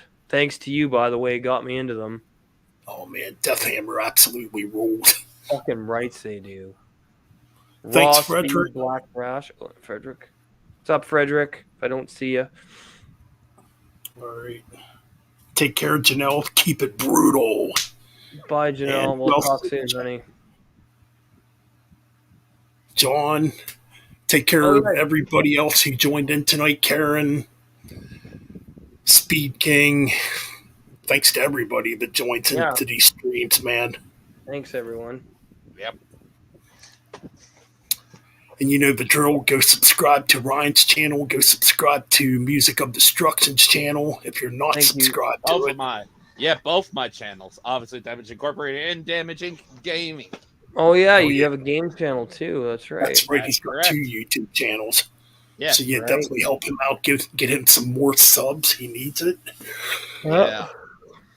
And subscribe to this channel if you're new and you come around here and you stumble across it, because Metal Ben's Chronicles, yep. Fucking right, dude. Go subscribe to my Metal Bastards YouTube channel too. Oh yeah, that's where I do my music streams. Yeah. Awesome. And that's pretty much all I got, I think. And I can't think of nothing else off the top of my head. Thinking about maybe bringing back album rankings.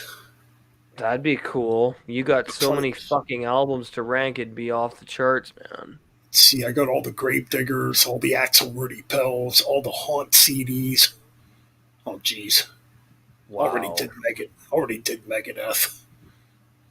don't want to do that again. Well, if you do a fucking Gravedigger, man, I'll watch Oh that. yeah, If you premiere he's been that wanting. shit. Yeah, he's been wanting to do Gravedigger for quite a while since he joined my channel. So yes.